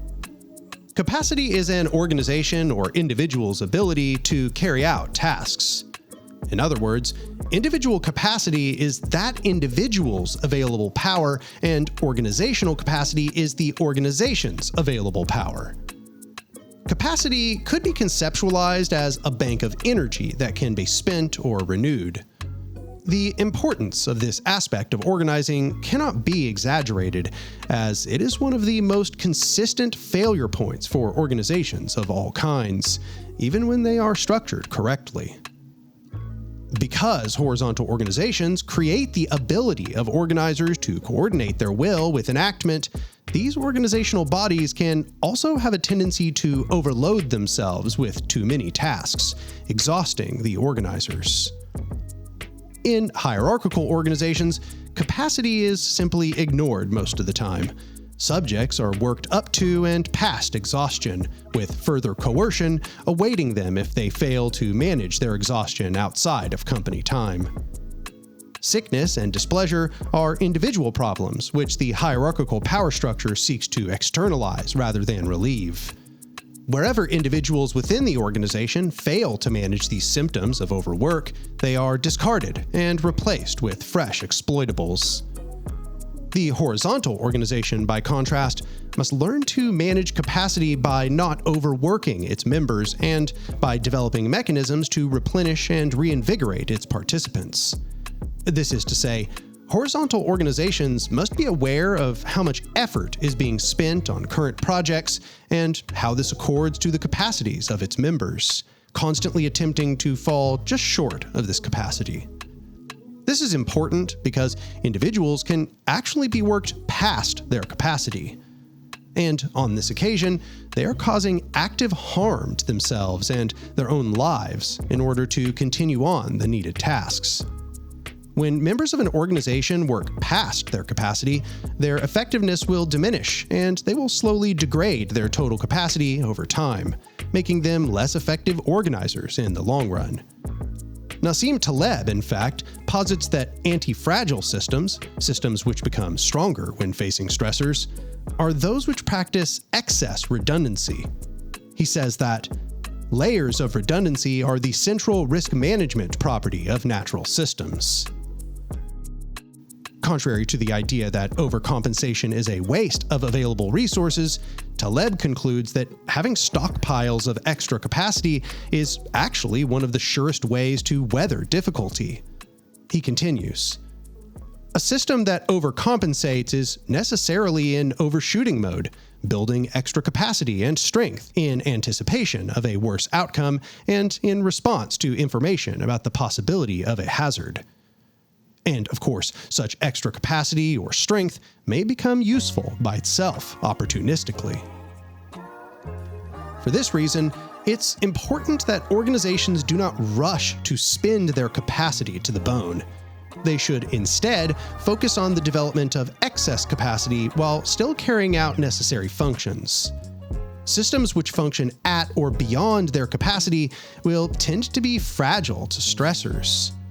Systems which accumulate more powers than they are required to expend in order to maintain themselves will be more able to comfortably requisition needed resources when unique circumstances arrive. However, capacity is not only taxed by carrying out distinct projects and proposals, it is also spent in maintaining current organizational structures. All power structures require maintenance. In-reach to members, facilitation of meetings, checking in on action items, and so on. This is important. Organizations are power structures, and all viable power structures are embodied in individual conditioning, interpersonality, social structure, and environmental structures. It's a mistake to overemphasize one or another of these. Horizontal organizations must work constantly to maintain ideological coherence, interpersonal harmony, social structural consistency, and environmental integration if they wish to succeed. However, each of these tax capacity.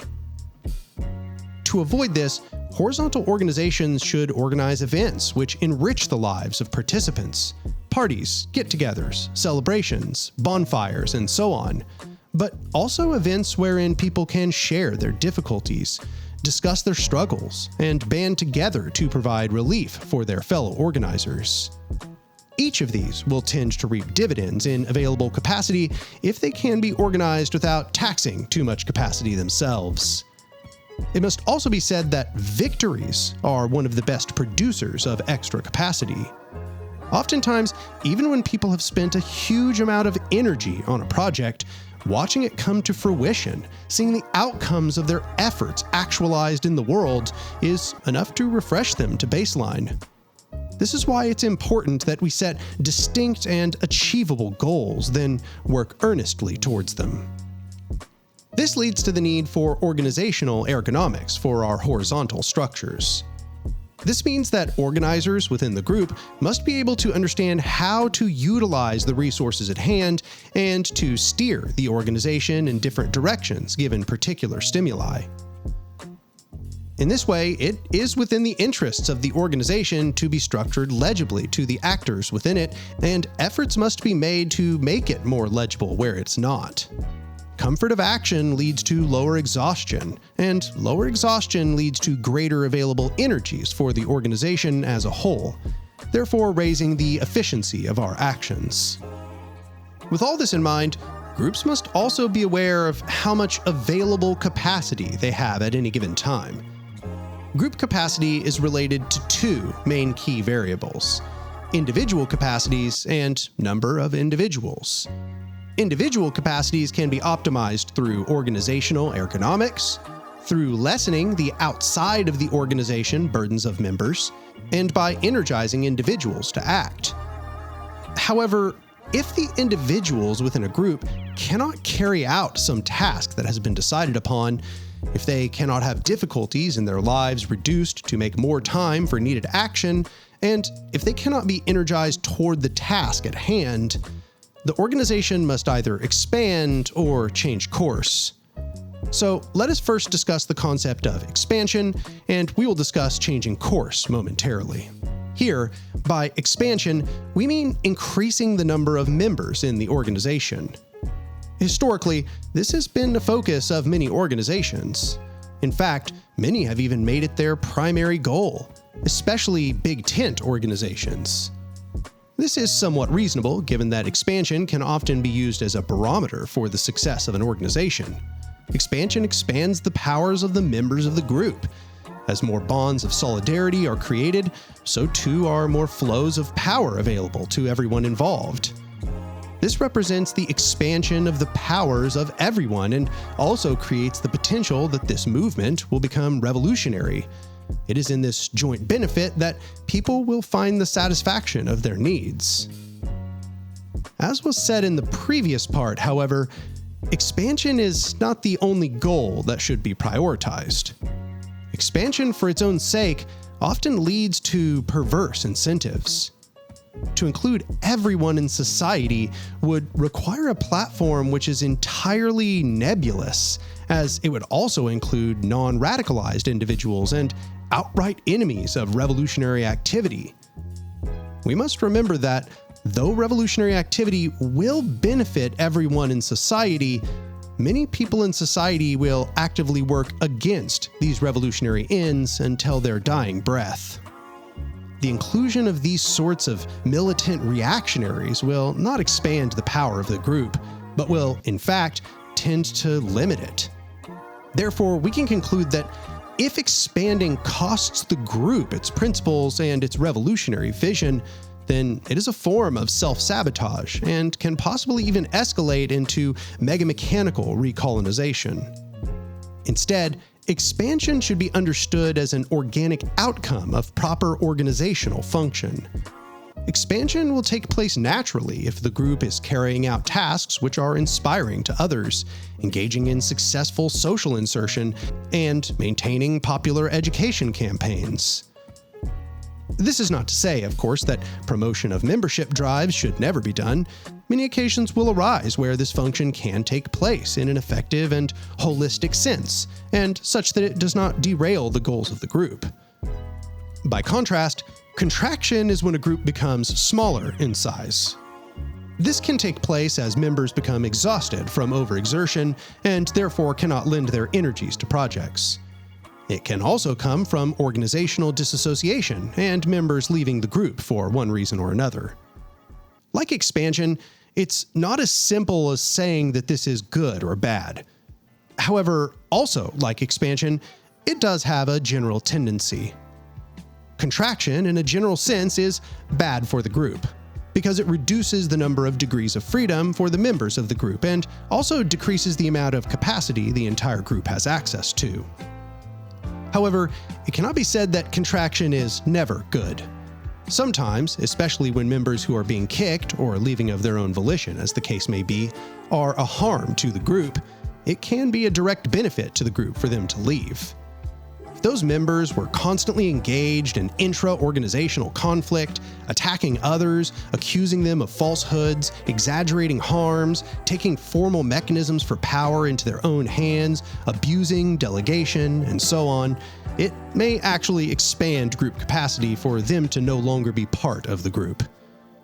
Moreover, if it is found that a contingent of the group has categorically different aims than the rest of the group, in violation of the platform or requiring a radical strategic departure, it will often be best that they form their own group where they can carry out their own aims within their own platform. This then leads us to the topic of grievances, mediation, violation of organizational agreements, and general intra-organizational conflict. In these occasions, the organization will need to practice some form of intervention to try to resolve the problems at hand. However, this is a very complicated topic, and therefore it is difficult to summarize. And this is unfortunate, as it has been the make or break factor to many organizations of the past, and will be just as such for many future ones. And so, I will at least give general guidance, which could then be developed into more robust solutions. First of all, it is not wise to develop a one-size-fits-all mechanism. Grievances can take many different forms which are difficult to categorize and for which different methods will be reasonable. Whereas a certain method, as recommended, may have worked in previous circumstances, it may be inappropriate in others. For this reason, organizers will have to utilize discretion in dealing with each problem. In this process, especially when there is no clear-cut victim and offender, members must be careful not to play favorites or act in ways which are partial to certain parties, trying to generally follow previous precedents and procedures as to create a fair playing field for resolution. This being said, balancing these features is clearly not a simple matter. Whereas the construct of a law in liberal society aims toward utter impartiality and strict adherence to dictum, our goal is a simultaneously restorative and preventative model. Here, let us begin by emphasizing the latter, prevention. This is to say, efforts should be made trying to bring issues to the surface before they escalate. Where there is capacity, the group should utilize discussion circles for reflection aimed toward general feedback among peers, venting of personal struggles, and in this there may be place for regular use of more general systems for self-criticism and resolution, such as techmeal. However it is achieved, it must be understood that self-inspection and openness to critique are important aspects of prevention. Nonetheless, sometimes these will not be successful, and problems will arise that must be dealt with more formally. In this case, the way that grievances are addressed should differ depending on the severity. Said simply, there is a difference between conflict, hurt feelings, harm, and abuse. And it is important to discern between these as one proceeds through any grievance process. The first thing to note is that In nearly all occasions, an initial interlocutor will have to be consulted to determine what the scale of the grievance is and do some basic fact-finding toward this end. This interlocutor may arise organically as parties both gravitate toward them to try and solve the dispute, may be chosen by the aggrieved, as certain occasions may suggest, or may be delegated by the General Council. It's possible that this initial interlocutor will be able to resolve the problems in hand in one way or another through either formal or informal methods. And if this can be done, it should be accepted. If this problem cannot be dealt with in this initial phase, this person also may or may not end up acting as the mediator in the process itself. In different categories of grievance, the role of the mediator in the process will be prescribed differently based on the difficulties at hand. And make note that before choosing which scale of the grievance process is to be followed, different standards for verification and victim safety will have to be practiced. As the severity of the accusation increases, due diligence should be carried out in ensuring that the story being claimed has some factual evidence, given the severity of possible outcomes. Likewise, the more severe the situation, those who are aggrieved should be given more leeway in their time to reflect, to have their point of view represented by mediators, or to ask for more leniency in their testimony of events. Another note is that mediators or initial interlocutors should default to the least use of force available in each of these situations. That is to say, unless it is absolutely clear which category is taking place, the least severe category which fits the available facts is where the process should start. If, after inspection of the problem, a mediator determines that it is worse than originally assessed, they may move on to more severe categories appropriately. It may also be useful in carrying out this fact-finding mission to utilize councils comprised of the sort of identity that is being affected in the given grievance. This is to say, if the problem has to do with racism, members who are affected by racism should be consulted. If the problem involves misogyny, a women's council should be consulted. Here, one may be able to find quick assessment of solutions and expedient mechanisms for fact-finding. These councils may even be called upon to act as mediator in the eventual process. As any grievance process is carried out, it must also be recognized that exaggeration of the scale of grievance represents an act of harm or possibly even abuse if it was done without due attempts to objectively qualify the behaviors involved. In general, it is expected that when a person feels hurt or when emotions are heightened, they may tend to exaggerate by at least one category. However, exaggeration of grievances, given the heavy emotional load that these processes place on the group, the risk of these processes being consciously abused by infiltrators, and the possible consequences for the falsely maligned, should be seen as grievances in themselves. Ideally, however, this new grievance should be dealt with within the bounds of the current grievance process, and cyclic problems wherein two or more parties are continuously filing grievances back and forth should be avoided, even though such occasions will likely be rare, given that members will almost always choose to disassociate rather than continuing to deal with individuals they continuously fight and feud with. With this lengthy aside on grievances now out of the way, we've laid in some of the basic mechanisms which allow a group to plan, to act, to expand, and to contract. Some of these difficulties are the choosing filters which were mentioned in the previous parts of this series. And it is the combination of a system's capability to iterate and change in the face of these choosing filters which determines their viability. Because over time, organizations must change and alter themselves if they wish to survive. Even a group's charter will need to change as choosing filters approach. This means that groups will go through various iterations, using different methods, utilizing different charters, and activating different membership to respond flexibly to new stimuli. Though flexing and changing should also not be fetishized, because each of these changes require energy, which themselves may lead to overtaxing the organization's capacity. With this, we have developed a strong overview of the broader operational imperatives of horizontal organizations. However, what is still lacking is tactical specificity. Previously, this topic has been touched on in my work Constructing the Revolution, where I gave some tertiary coverage of the different sorts of bodies which would be necessary for us to build if we are going to have a robust prefigurative vehicle. However, there still remains the question of how we will know which of these to build, given our current circumstances, and how we might assess that any given action is in line with our broader strategy. In other words, though I have laid out the need for horizontal organizations and what sorts of bodies we must develop, we have not yet discussed how to steer these horizontal organizations between all their different potentialities. Let us spend the remainder of this work addressing that very topic.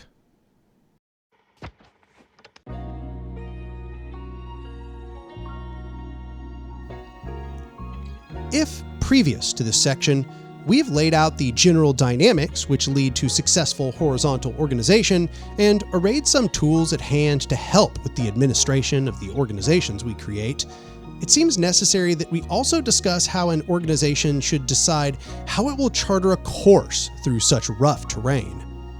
This sort of navigation is no small affair. In fact, no rubric or teleology could ever fully synthesize strategic and tactical concerns.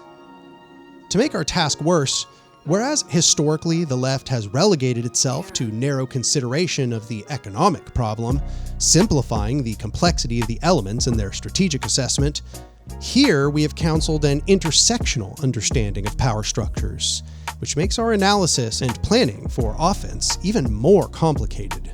No one struggle can present itself as precluding the consideration of other aspects of the hierarchical megamachine. The megamachine, to be dismantled, must be dismantled at every juncture, so that it cannot simply adapt to new pressures. In the interests of building this bridge between strategic imperatives and tactical ones, let us take all of the principles which we have inspected up until this point and develop a methodology for power mapping. The most generalized concepts come from thinking of how power flows from some loci, where there is a will, impetus, or decision-making process, to targets or recipients, which that power transforms, supports, conditions, or otherwise changes. In this sense, it's good to start by thinking about power as an arrow, though we will complicate this simplification in a moment. Wherein some flow of power points out from a frame, it fits into three broad categories with some finer delineations. Power may be exerted, relinquished, or utilized. The first of these, exertion, is when a frame uses some internal existing capability in order to affect another frame. After exertion, the root of power remains within the originating frame. For example, to walk, one must exert the power of one's muscles. There is then a subtype of this which might be called attack, which is an exertion that is aimed at removing a root power within another frame. Then there is the case of relinquishment. Relinquishment takes place when the root, which enables the exerted flow of power, moves from being internal to the frame to being external to the frame. To donate one's kidneys is to relinquish the power of their kidney. The last of these is utilization. Utilization is when the originating frame uses some root of power outside of itself in order to transform some other frame. To drive upon a road is to utilize the roadways, for example. It's not hard to see that nearly every activity that an agent carries out in life is some admixture of these. It may be that a person exerts power to walk to their car, which they will then utilize, along with the roads, in order to drive to a hospital where they will then relinquish their kidney, which they are donating in hopes of saving their dying cousin who attacked their own body with excessive use of alcohol. Similarly to how we can understand power as it exits a frame, we can understand power as it enters a frame. And given that all power entering a frame had to have gotten there by power elsewhere exiting a frame, there is predictably a sort of symmetry of features. These three corollaries are reception, internalization, and lending. When power enters a frame and affects it somehow, while the root of the exerted power remains outside the frame, this is called reception. This takes place anytime a frame is acted upon by an outside force. Likewise, the receiving frame experiences reception in response to another frame utilizing their frame for something. For example, when some part of a power structure conveys their power through the command of some other discrete structure. The police are utilized by the state, and you experience the reception of their violence. The next of these, when some root of power moves from outside the frame, inside the frame, we call internalization. The brother who received a kidney in our previous example is internalizing the donated kidney. Similarly, a company internalizes another company when they undergo merger, representing the absorption of all the roots within it. Lastly, there's the relationship when a flow of power utilizes a root within the receiving frame of power for exertion of power without internalizing the root itself. We call this relationship lending. If you are giving your friend a ride to the store, this is lending to you and utilization for them. Next, we must consider the fact that this arrow of action is, in fact, undergoing a constant reciprocal conditioning based on the returning stimuli of the external world that it changes.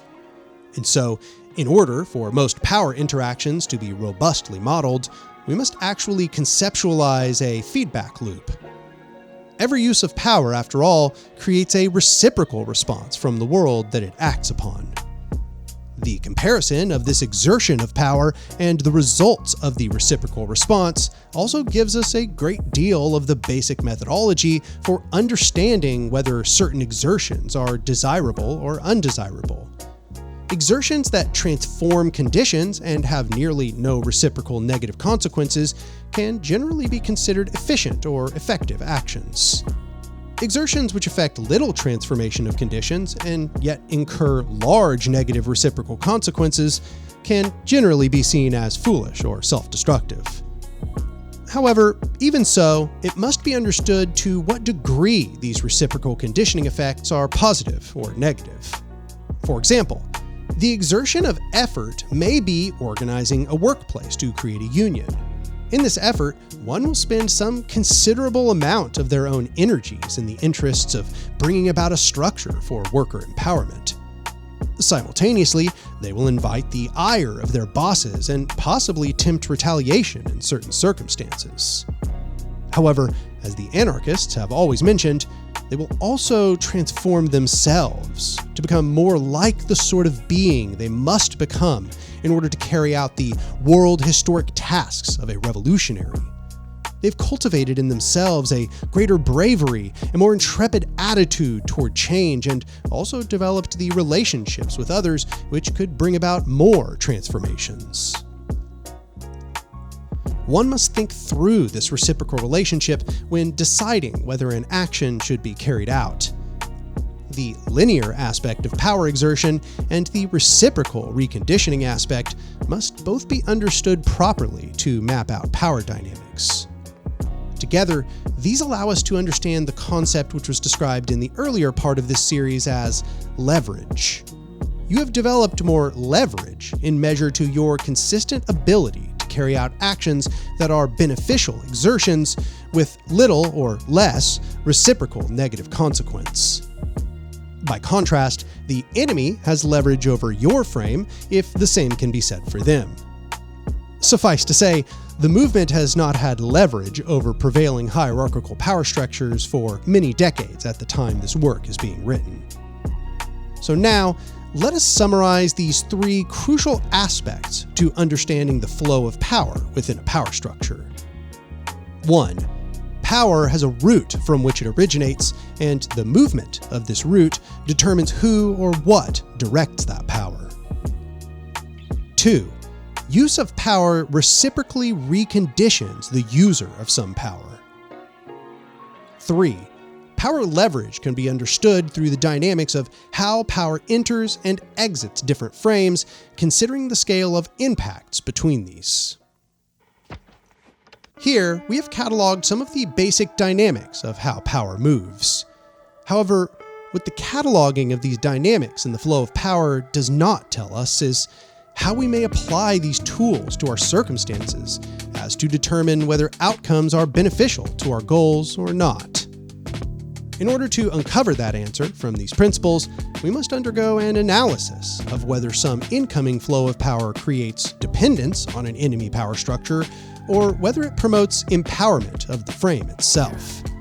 The general rule of thumb in such an analysis is that between competitive entities, power flow will tend to benefit a power structure it enters in measure to how much the root was relinquished by that other competing power structure, allowing the receiving structure to internalize the root.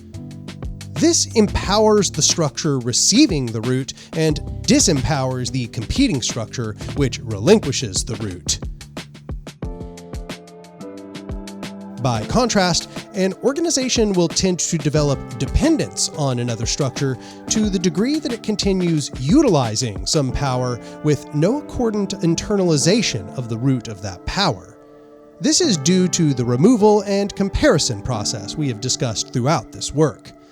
If the lending structure were to cut off the utilization relationship it has with the receiving power structure, that deprived power structure would have to cease some function which was reliant on that utilization. In this way, dependence is also created when, in exchange for some flow of power entering the power structure, that power structure has to agree to long-term stipulations. Wherever this takes place, that power structure can also be readily deprived of some flow of power whenever the lending structure refuses to continue this relationship. For this reason, the most thorough dependence is created when some power sustains its ongoing natural functions through a utilization relationship with another structure. This is to say, the most thorough dependence is created when, if we were to entertain the possibility that some incoming flow of power were removed from the ongoing function of the receiving power structure, that this removal would lead to the death, immiseration, or general failure of the organization in question. After dependence has grown to an extended degree, this primal realization drives the dependent body to defend the root outside of itself. This is not only a description of why anarchists emphasize direct action over parliamentarism and why reactionaries defend authoritarian institutions. This is also why the state defends its people. The people, after all, are its host, and thus it has a fundamental dependence on them. The solution to this predicament is simple. Dependence can be reduced by creating internal mechanisms to sustain ongoing functions. This is to say, by bringing more and more roots of power inside the frame that wishes to reduce dependence. With this in mind, autonomy can be understood as the process of internalizing roots. And at the end of this path is the closed-loop economy, autarky if considered at a greater scale. However, even withstanding the risks that come with dependence, dependence is not such a simple affair that we can conclude it is totally negative. Accordingly, we cannot pronounce that absolute autonomy is our ideal end goal. There are broadly 3 different types of dependence, which I will use ecological terms to describe. The first is parasitism, when some frame carries out maximal utilization or internalization without destroying the root of power within a host. When related to human society, we often call this an exploitative relationship. The second is predation, when some frame carries out a combination of attack and/or internalization with no consideration for the maintenance of the original root of power. When many agents in a system practice this, you develop a competitive system.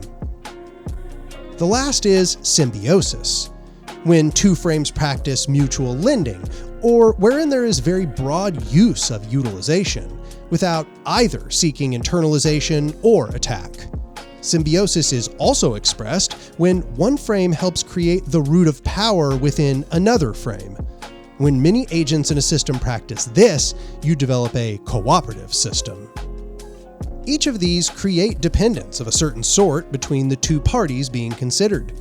Parasites are reliant on their hosts for continued extraction, and thus their survivability drops with lower availability of hosts. Predators must consume prey in order to survive, and they will therefore starve if there's no prey available.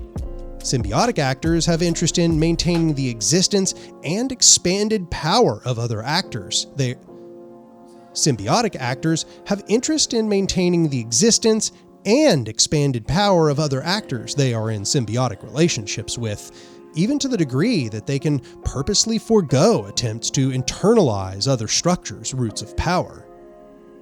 In this way, we can see that dependence is not necessarily bad. In fact, we are all, in some way or another, dependent on the rest of the world to survive. For this reason, it is not better that we be free from all dependence on others, as we described in part 2 of this series of essays. Pure self-reliance would actually make us all individually less powerful than if we engaged in symbiosis. So, with that in mind, we can now cross the bridge of strategy into the realm of tactics when we say the following. We wish to destroy endemic parasitism and hegemonic predation, the relations of hierarchical power structures over the populations they exploit. In place of these, we wish to institute symbiosis between horizontal power structures through cooperative institutions built to mutually empower all parties. This means that horizontal power structures should develop utilization and lending relationships with one another ad infinitum until they produce a combined horizontal power structure which can and does predate the mega machine. In this process, horizontal power structures should seek to internalize all flows from the hierarchical power structures that surround them and never develop utilization relationships with these wings of the mega machine any more than is crucially necessary to survive and continue expanding. In the transition out of chiararchal stasis, parasitism of hierarchical structures by horizontal power structures can be good in brief measure. However, the longer it persists, the more likely it is to create dependence on those hierarchical structures, making it a negative long-term affair. Parasitism between two horizontal structures is, contrarily, very negative and should be seen as the beginning of megamechanical recolonization. Other horizontal structures should be our allies, or at worst, neutral actors within our communities. And on the other hand, symbiosis between horizontal structures and hierarchical structures is an extremely negative relationship for horizontal structures, as it creates a system wherein horizontal structures are predetermined toward cooperation with their enemy, like prey trying to befriend their predators instead of banding together to protect each other. Lastly, symbiosis between horizontal structures may be considered the primary mechanism for building a horizontal hegemony. It is the embodiment of solidarity. Indeed, our goal should be the creation of self-reliance for the confederation of horizontal power structures. As an organization navigates in its procurement of new flows of power, and in its continued interaction with the flows of power which already move around them, they should then be keenly aware of which of these relationships they are cultivating in keeping with these strategic imperatives. Now that we have built this conceptual bridge between strategy and tactics, and have developed a power mapping methodology along with it, it's time we move on to the practical aspects of steering and tactical execution.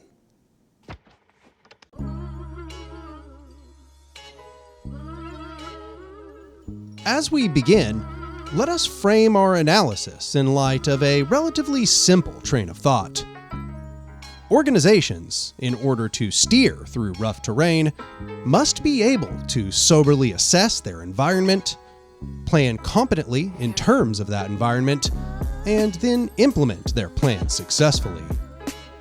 For this reason, we will separate tactical execution into 3 generalized categories. Assessment takes place through active reconnaissance, through research and discussion, and through social insertion in mass movements. Planning then takes place by combination of the facts gathered during research and reconnaissance in developing angles of attack, along with defensive capabilities and an understanding of possible contingencies in execution. Implementation is the carrying out of the plan, taking into account variations due to real events. However, I'll make some notes before we continue forward. First, understand that this 3-stage process is cyclic. After implementation has taken place, the interested actors must take the knowledge gained from their failures and successes and integrate them with newly formed strategies. Aspects of these steps will also tend to coexist with one another as execution of various priorities takes place. Moreover, sometimes certain steps can be skipped. It may be prudent, for example, to skip assessment if previous fact-finding missions have availed the organization of the lay of the land. Or planning might be skipped if previous standards for operation have already been determined.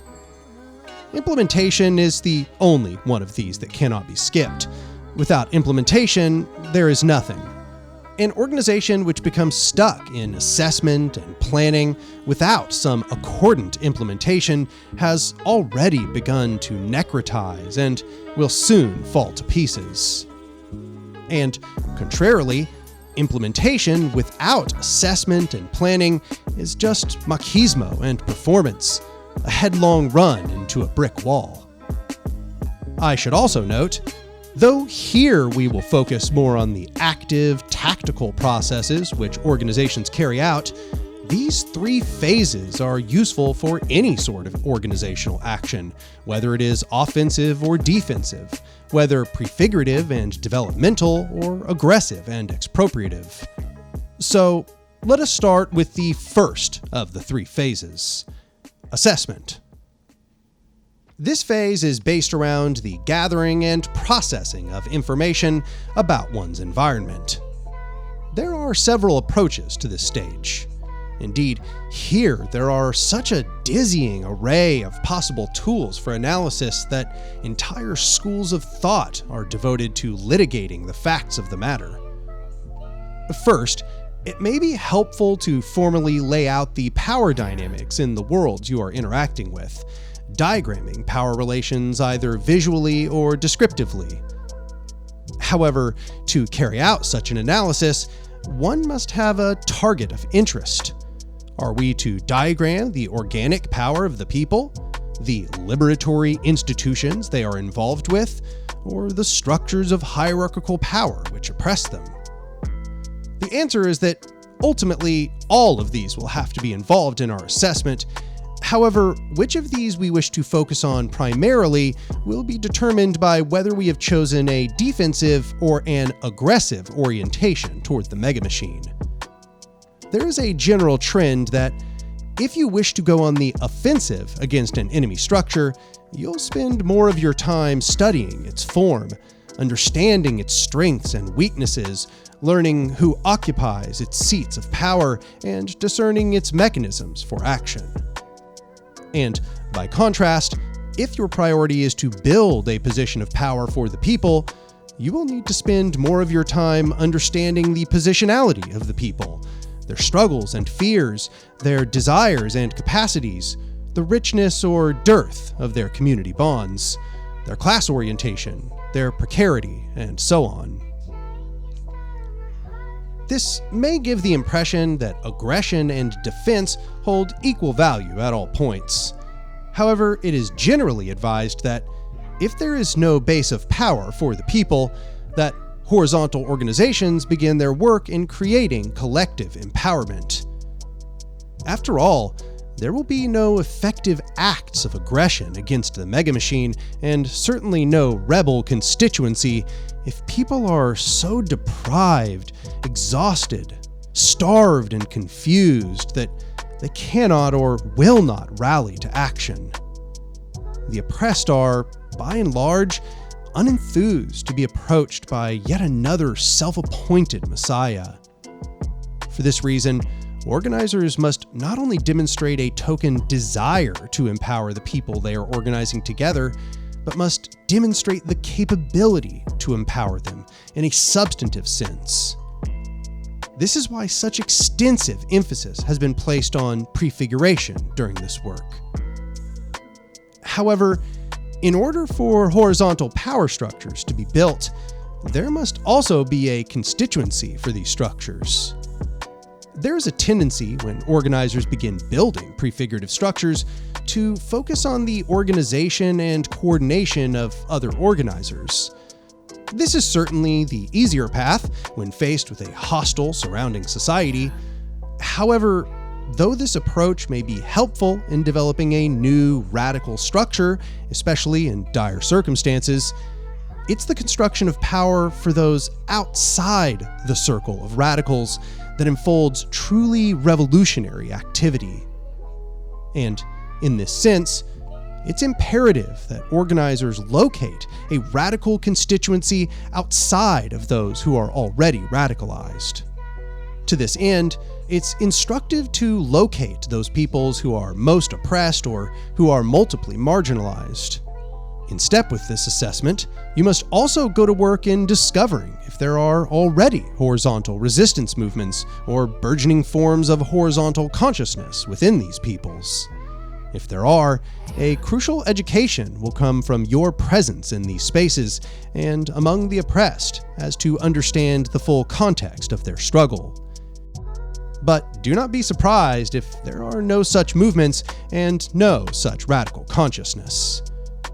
Those who are most oppressed are also often most exhausted, having the least mental energy to devote to thoughts of rebellion, to organizing along with others of dissimilar revolutionary intention, and to all those other tasks that surround prefigurative activity.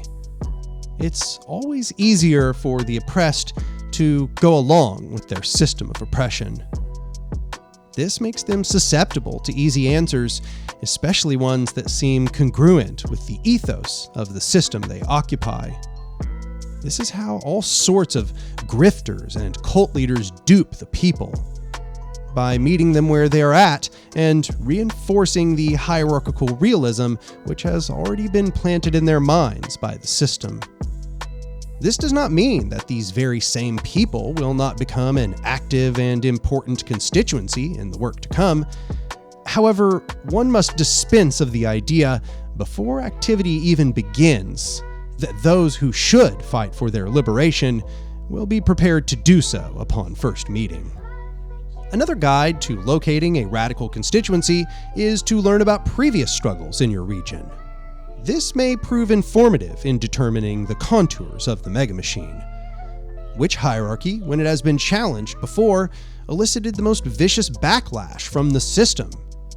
The more recent and more intense the backlash that took place, the more likely it is that that particular hierarchy is a central tenet of how the chiriarchy maintains itself in your locality.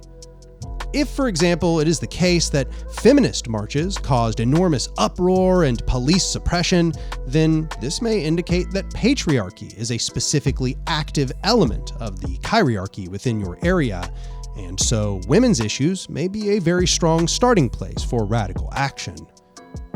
Or, if indigenous struggles have elicited enormous backlash and state interference, then colonialism or imperialism are likely one of the key features, and decolonization practices may be a place for immediate focus. I will pause here to warn the reader, however. Do not think, after gathering this information, that the best course of action is to rank these intersections of oppression in importance or give them an order of primacy, and then act only upon the worst of these. This critically misunderstands the degree to which all hierarchies of power are operative in holding up the machine.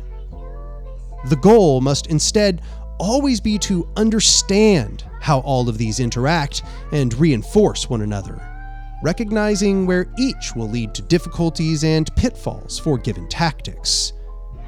How has the general populace's ideology been shifted to support this arm of the hierarchy? Uncover the raw functioning ideological components which maintain support for the system, and then find where the people have developed some consciousness, for better or worse, around those issues. If there is already anger, resentment, or displeasure with the system, learn what aspects of the system they object to. If they are displeased with their boss, is it because they are not being paid well? Is it because of harassment? Is it because of poor work hours or onerous conditions? Is it because of frequent arrests? The answer will vary depending on the chosen target and the context of its form of oppression. This requires active research and reconnaissance, which social insertion into oppressed groups and social movements can greatly aid. The more you understand how all of these elements interact, the more you will begin to find a wise balance between available energies and effective actions. With this, you will have begun to develop an understanding of which constituencies are or are not conducive to bottom-up organization. You will also, hopefully, have begun to locate existing institutions both among the oppressed and standing over the people, which may either struggle against or reinforce the system of oppression. This information may be sufficient to then begin acting in ways that have been elucidated in Part 3 of this work or in Constructing the Revolution.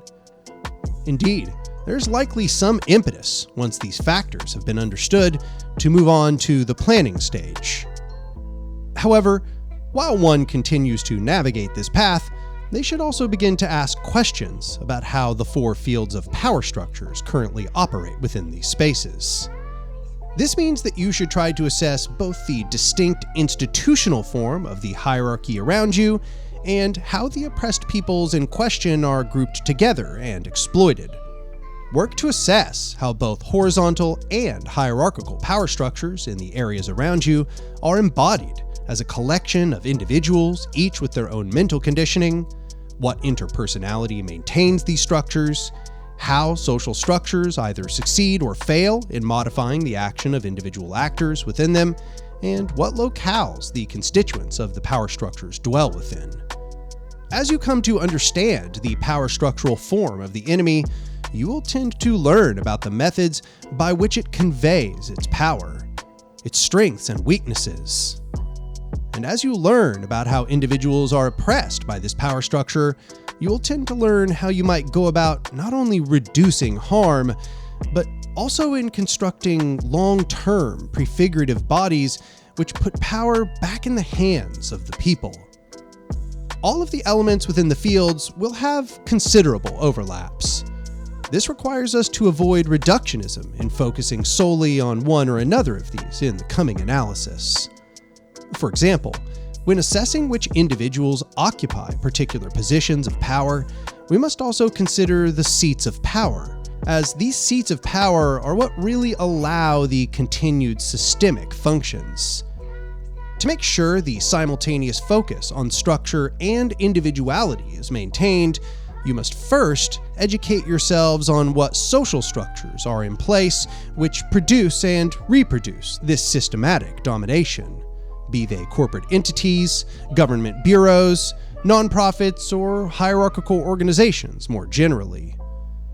Also recognize that the system in question, especially in conjunction with its size, will almost always function at various scales of locality, each having its own systemic purpose.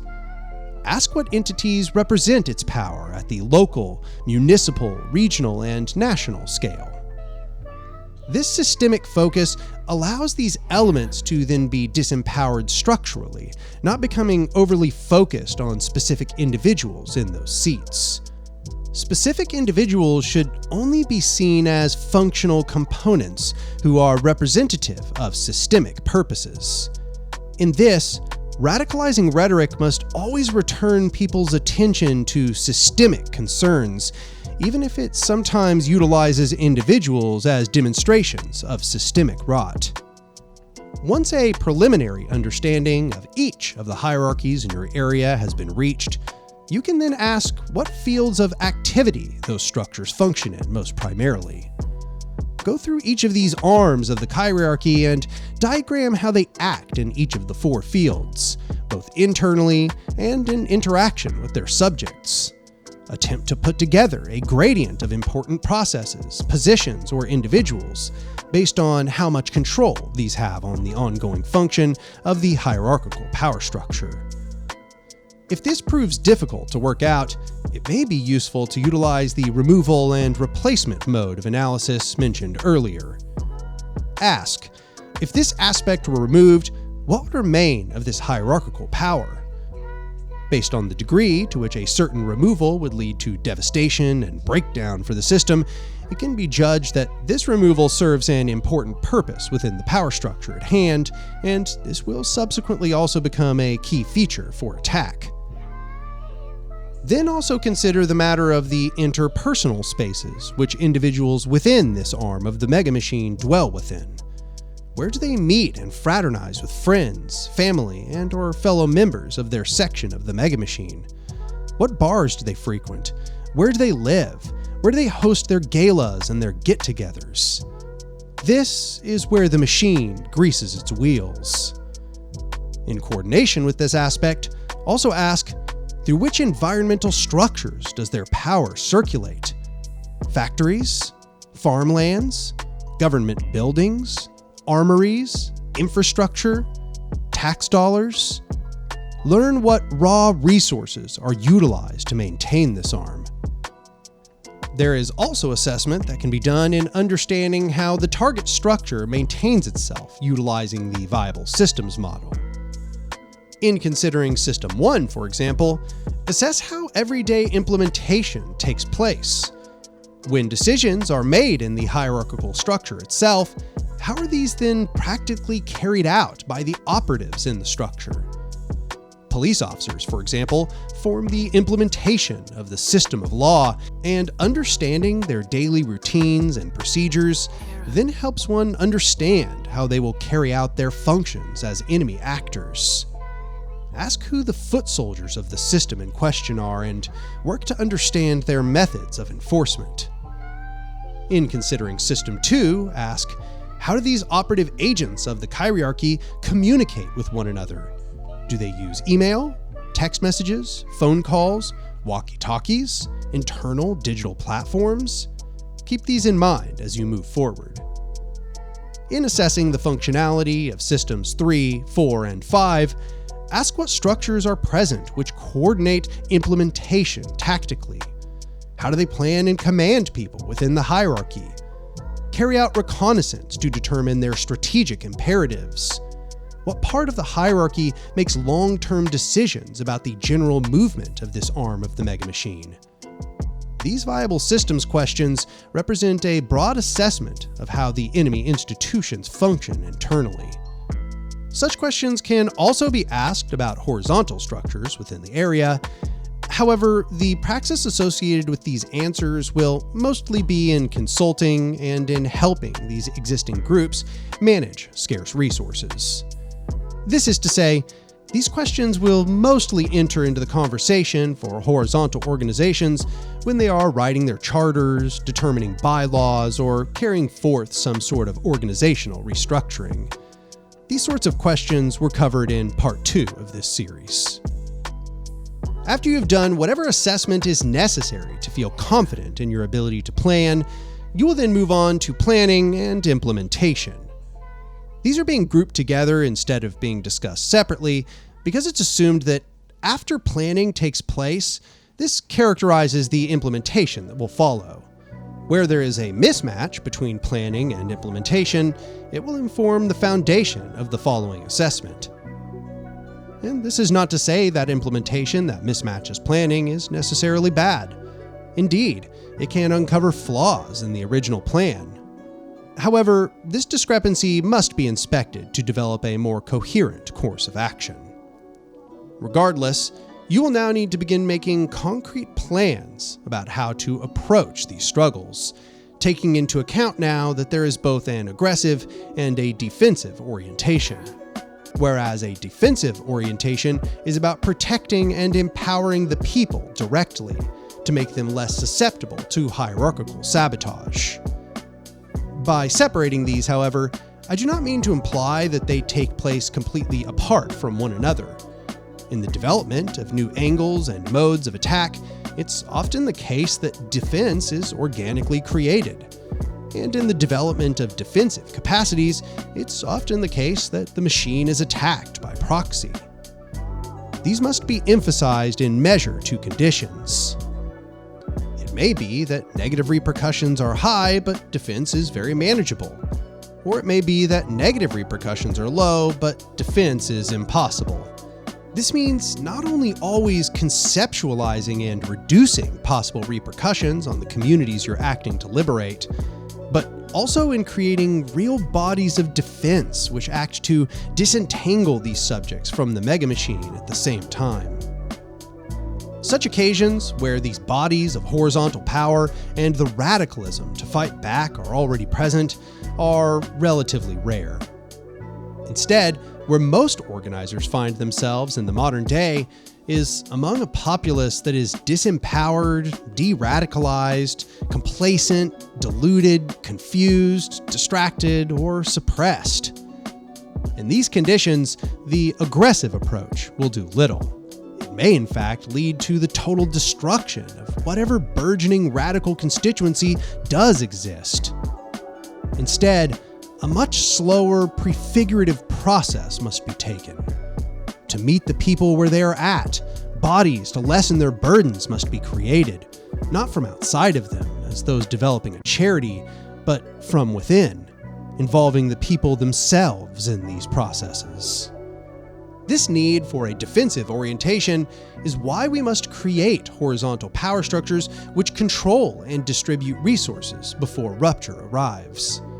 This growing dual power must serve as an alternative structure for meeting people's needs outside the state and capital. And the more robust it is before civil conflict arrives, the better. These structures may take the form of cooperatives, community centers, survival programs, such as in the occasion of the Black Panthers breakfast programs, free stores, time banks, popular assemblies, or any other number of bodies which have been previously elucidated in the 4 pillars of prefiguration. The crucial thing to understand in these conditions is that, despite the degree of radicalism of the organizers in question, to further destabilize the conditions of the people is usually to make an enemy of the people, and is very unlikely to lead to a growing horizontal movement, but instead to a menagerie of informants and saboteurs seeking to root out the organizers as perceived dangers among them. Those who are oppressed will never take kindly to those who make their lives worse than they already were. For this reason, organizations should not attack if they are not ready to defend vulnerable parties from harm. Direct actions such as sabotage, property destruction, or expropriation should only be carried out insofar as legal resources are prepared beforehand, and acting parties practice proper informational security. If there is to be an attack on the system, it should be consented to by the people, discussed in community assemblies, deliberated in forums where those who are affected decide. On this occasion, organizers may be shocked to learn of the latent radicalism of the people, even those they would perceive as enemies beforehand. In this balance between an aggressive and a defensive orientation, the ideal is to unite the vehicle for offense and defense together.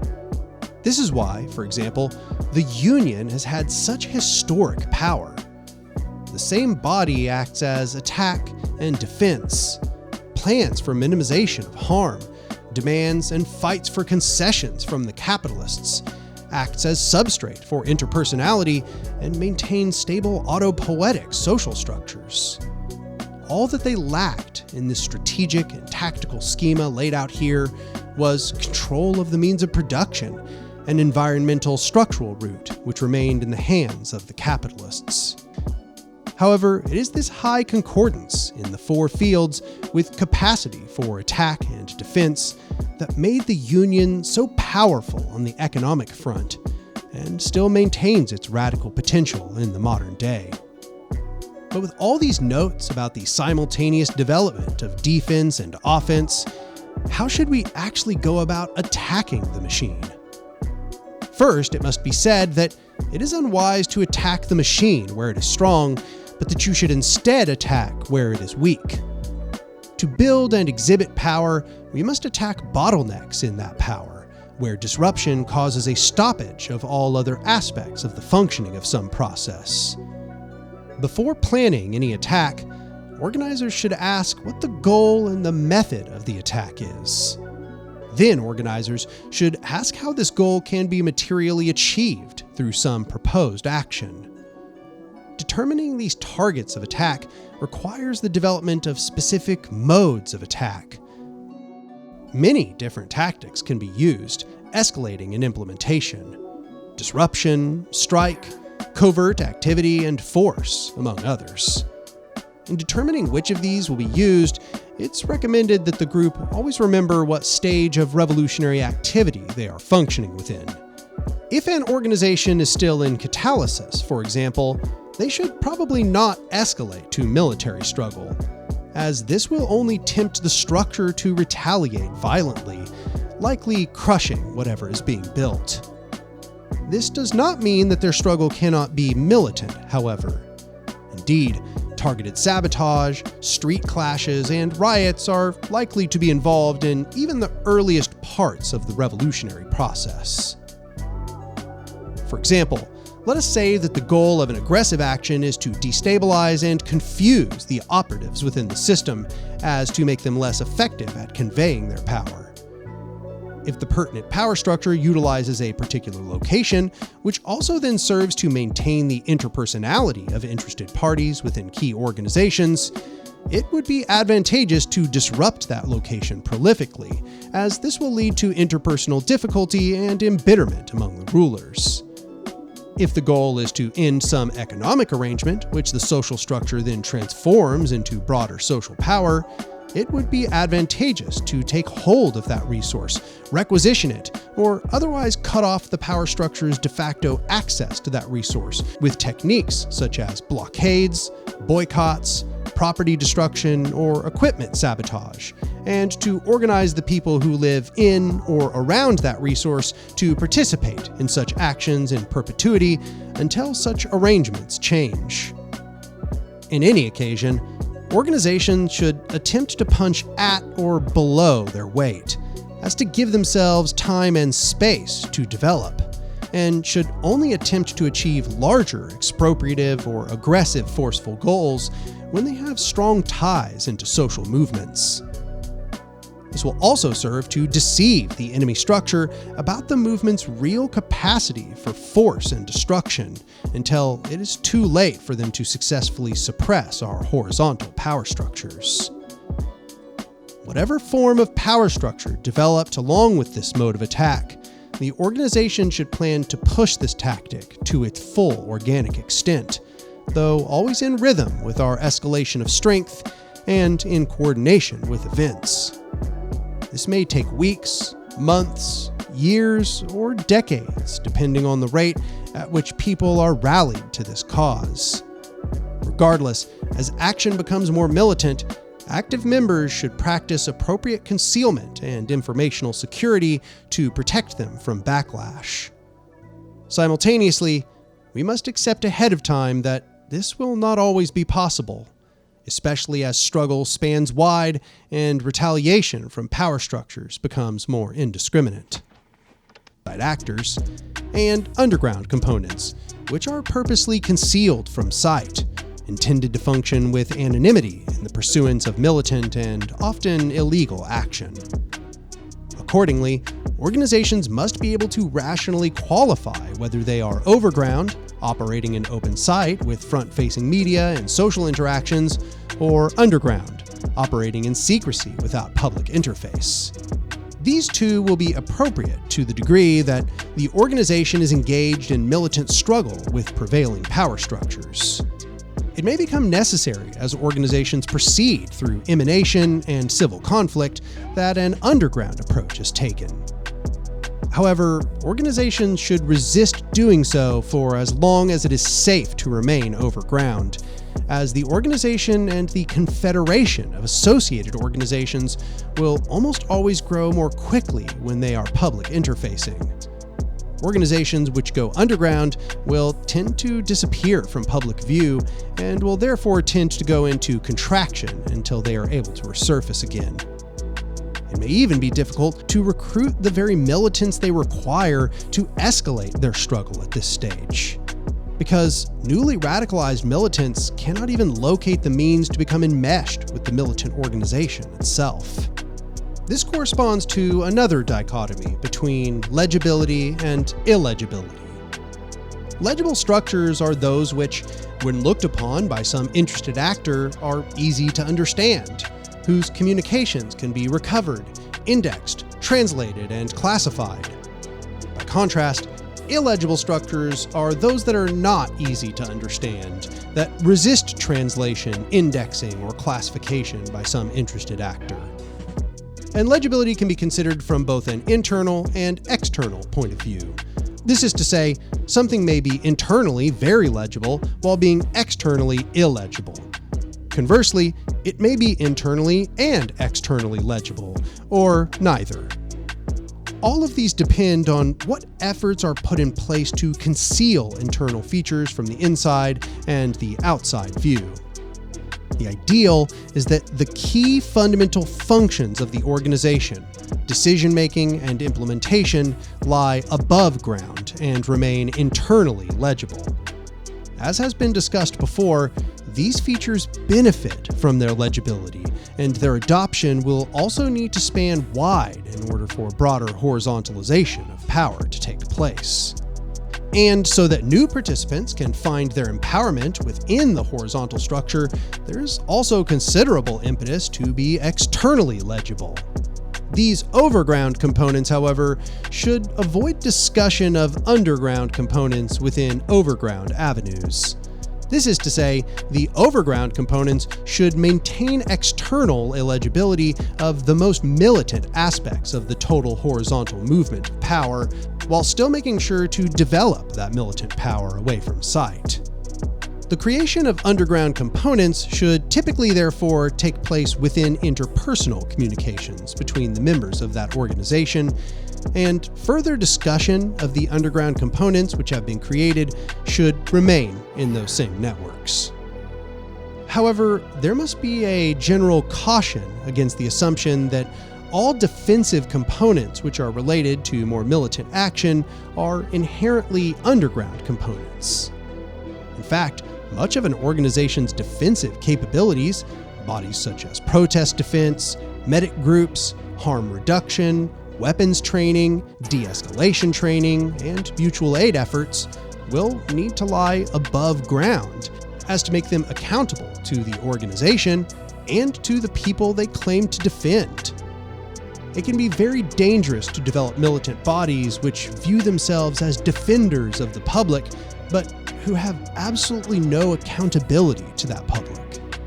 They could even theoretically turn into vigilante mobs who carry out harmful acts but escape all criticism and repercussions for their actions if they are not formed properly.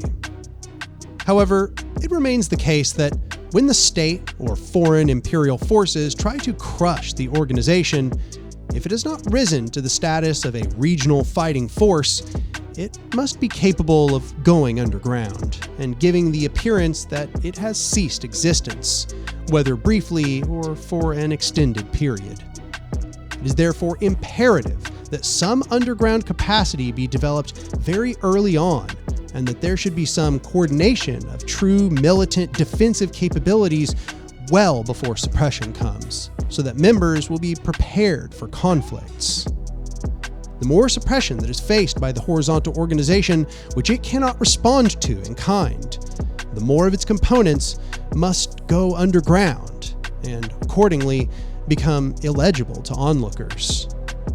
This period, as has been mentioned, will tend to lead to contraction, or at the very least, the end of steady growth, and should therefore be considered only when it is crucially necessary for survival.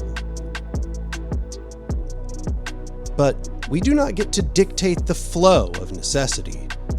All we can do is discuss the different forms that horizontal power might have to take in order to adapt to changing circumstances. After all, we must always remember that horizontality's strength is its exceptional adaptivity to circumstance.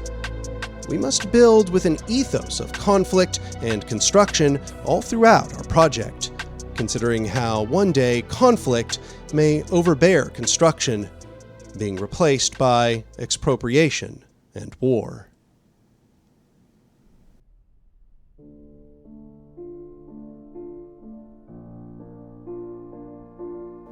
Here we stand now, having reached the end of a long dialogue. And so it seems that we should summarize what we have discussed. At the beginning of our exploration, we found ourselves in a dark forest beset with many predators and parasites. Crossroads spidered out before us, many other travelers standing at our sides, knowing not which road to take. Some even seemed content to simply dwell within this dangerous place, going in circles. For this reason, we first set out to describe the horrors of the world. We have uncovered a machine of oppression which has become the ambient background of every system we inhabit. Its colonization is ancient. And for this reason, many of us can no longer even recognize its existence. We have become institutionalized, as prisoners might, after many years in confinement. And some even fight for their own oppression. This is no accident, as the system is built to maintain ideological complicity. It assembles classes of beneficiaries to domineer classes of the exploited. Worse, these classes of beneficiaries and exploited are overlapping everywhere throughout the system. Their relations to the levers of power are dynamic and irreducible to a simple metric, making our struggle to undo the mechanics of the machine far more difficult. And daily this machine expands and increases the firmness of its grasp. Our misery is everywhere around us, and yet the many charlatans convince us of proximal causes rather than the root. Hierarchy is like a sickness. It spreads where it is not countervailed. And hierarchical systems are built not to countervail this spread, but instead to accelerate it. As a result, we are destroying ourselves and the very complex ecosystem which birthed us. However, we cannot be content to simply wring our hands in displeasure at the state of things. It is necessary, if we recognize our misery, that we then recognize what would eliminate it. For this reason, we must inspect the negation of this megamachine. In doing so, we laid out the contrary principles to the megamachine: freedom, solidarity, equality, the unique, and ownness. These principles are far from arbitrary, and they are not based in a simple contrarianism, which can never rise from the realm of ideas into actuality. These principles have direct corollaries into the study of complex systems, and can be found to be analogous to the precepts which allow emergence to take place. Emergence is not forced by hierarchy. Nature cares nothing for these arbitrary relations. Energy flows from one place to another unconstrained by our ideas and beliefs. Hierarchy wishes to cut the roses of a magnificent garden, but does nothing to maintain it. It wants rewards without costs, windfalls without responsibilities, life without the nurturing of the soil. And so we must represent the counterbalance. We must become representatives of a life impulse against the death machine, a light of hope in the darkness cast by the specter of domination. It is for this reason that we conclude, then, that we must fight and we must win. That we must conquer not an inch or a mile from the machine, but every last locale of its territory. We must wage a perpetual war on the machine. However, a war is nothing without its organized base of power. The front lines of our intersectional conflict will not be fed by militancy alone. An alternative structure must be constructed which provides material support to the struggle. At the same time, we must not forget the struggle. We cannot build without conflict, just as we cannot engage in conflict without building. We must organize communities to resist the oppression that is being exacted upon them, bringing all those subjects of the machine together to develop a true fighting force, ready to seize each front as it becomes available, and yet wise in our strategic approaches. Here we also came to understand the 4 fundamental fields of power structures, so that we could understand the enemy and ourselves, and recognize the playing field on which all of this struggle takes place. The light outside the forest no longer seemed so far away with a vision for our journey in mind. Now we are here. The weapons are arrayed in front of us, as well as the theory of action on how they may be used. However, we have not escaped the forest. I say to you, the viewer, it is your responsibility now, knowing what must be done, to fight through the darkness toward the light. It is your responsibility to find those others who now struggle to escape, to bring theory into action, because no amount of knowledge can translate into the wisdom of experience. What lies ahead outside of this work is the journey itself. We have sat long and mused on the structure of all things, yet here we have affected only the mind of the viewer. This work is nothing, absolutely nothing, without a recognition of our common desperate condition, of an all-enveloping struggle for transformation, of bringing forth the actualization of mass potentials. So come now and recognize where you stand. They think they can turn humans into components, operative pieces in a vast mechanical apparatus of global devastation. They think they can suffocate the desire of sapiens to strive ever toward freedom, to strangle the solidarity of a social species, to pit us against one another as adversaries, squabbling over the scraps they have thrown to us from the table. They think we can be made into sycophants as they destroy everything that is good in this world. The sun darkens in the sky, choked by ash. The rivers run red with the blood of dead things. The planet heaves and rasps under the weight of the mega-machine. The day grows late, and only a glimmer lies on the horizon. Within us might dwell the last bastion of the light, and there it can die if we give in to helplessness. But that light may become a sun if only we recognize our place together. We are all the result of an ancient process of elaboration, of the cosmos itself, of the planet, of the ecology. You are here now, witness to the vast complexity of the universe. That here there is life, where for endless emptiness there is dead rock floating in the expanse. Think of the impossible chance that you should be here now, that anything should exist that can think.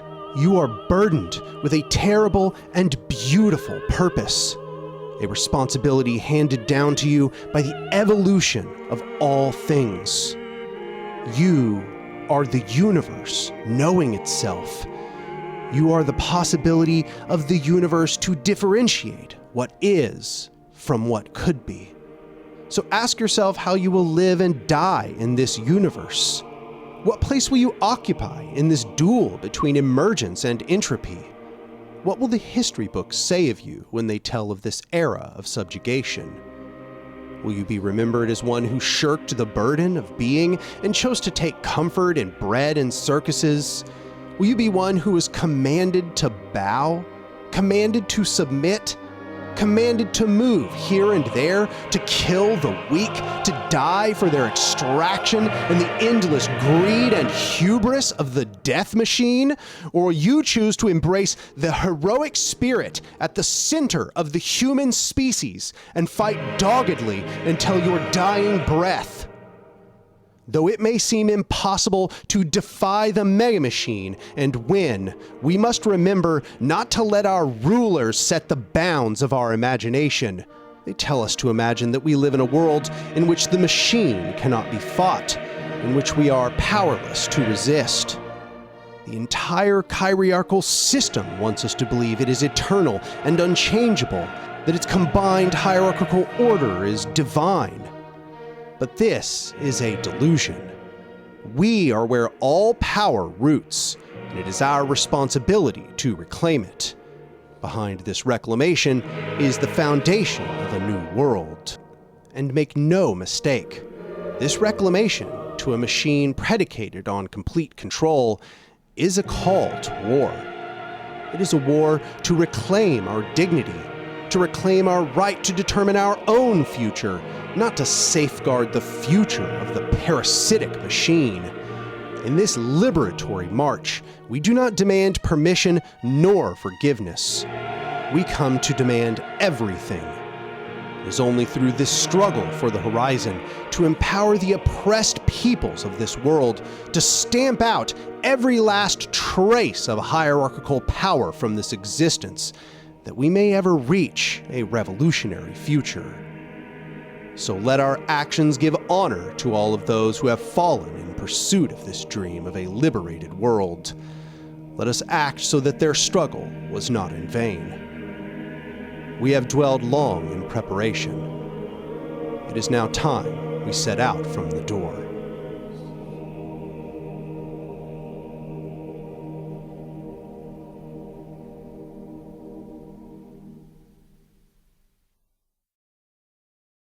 Post-production Anark here. You know, this is the end to a very long project. I started the A Modern Anarchism series in 2022. Very first video released on January 9th. And here we are now in July of 2025, releasing the final part of the series. It has been an enormous amount of work, and I'm very proud of what this project became. You know, what started as essentially just supposed to be an overview of anarchism ended up becoming a place to explain my own view of anarchism. And, you know, the series has become pretty popular. A lot of people have been introduced to anarchism through it. It has now been published into single part forms by Seditionist Media, which I will link those down in the description. And big news, I am in talks with PM Press to have the total compilation published together as a single book to be released sometime later next year. So keep an eye out for that. But in the meantime, I just want to point people to the Patreon. You know, that is what allows me to do everything on this channel. It's what allows me to make videos regularly. It's what allows me to complete these big, long video essays like this. You know, sometimes when you see me not releasing for a little while, that's what I'm doing. You know, I'm working on the video essays. I'm writing scripts. I'm doing visuals and all of that. And the Patreon is what allows me to take those breaks from publishing videos so I can work on the longer pieces. So, you know, even though I intend to continue doing videos regularly on the channel, y'all who are contributing to the Patreon, you are responsible for this work being released, this work and all of the rest of the video essays in the series. And there's much more to come. So if you support the work that I'm doing on this channel and you want to help me feed the cats, you should go over to the Patreon, become a patron for any amount. Just know that you are supporting my work when you do so. But that's about it. I'll see y'all next time.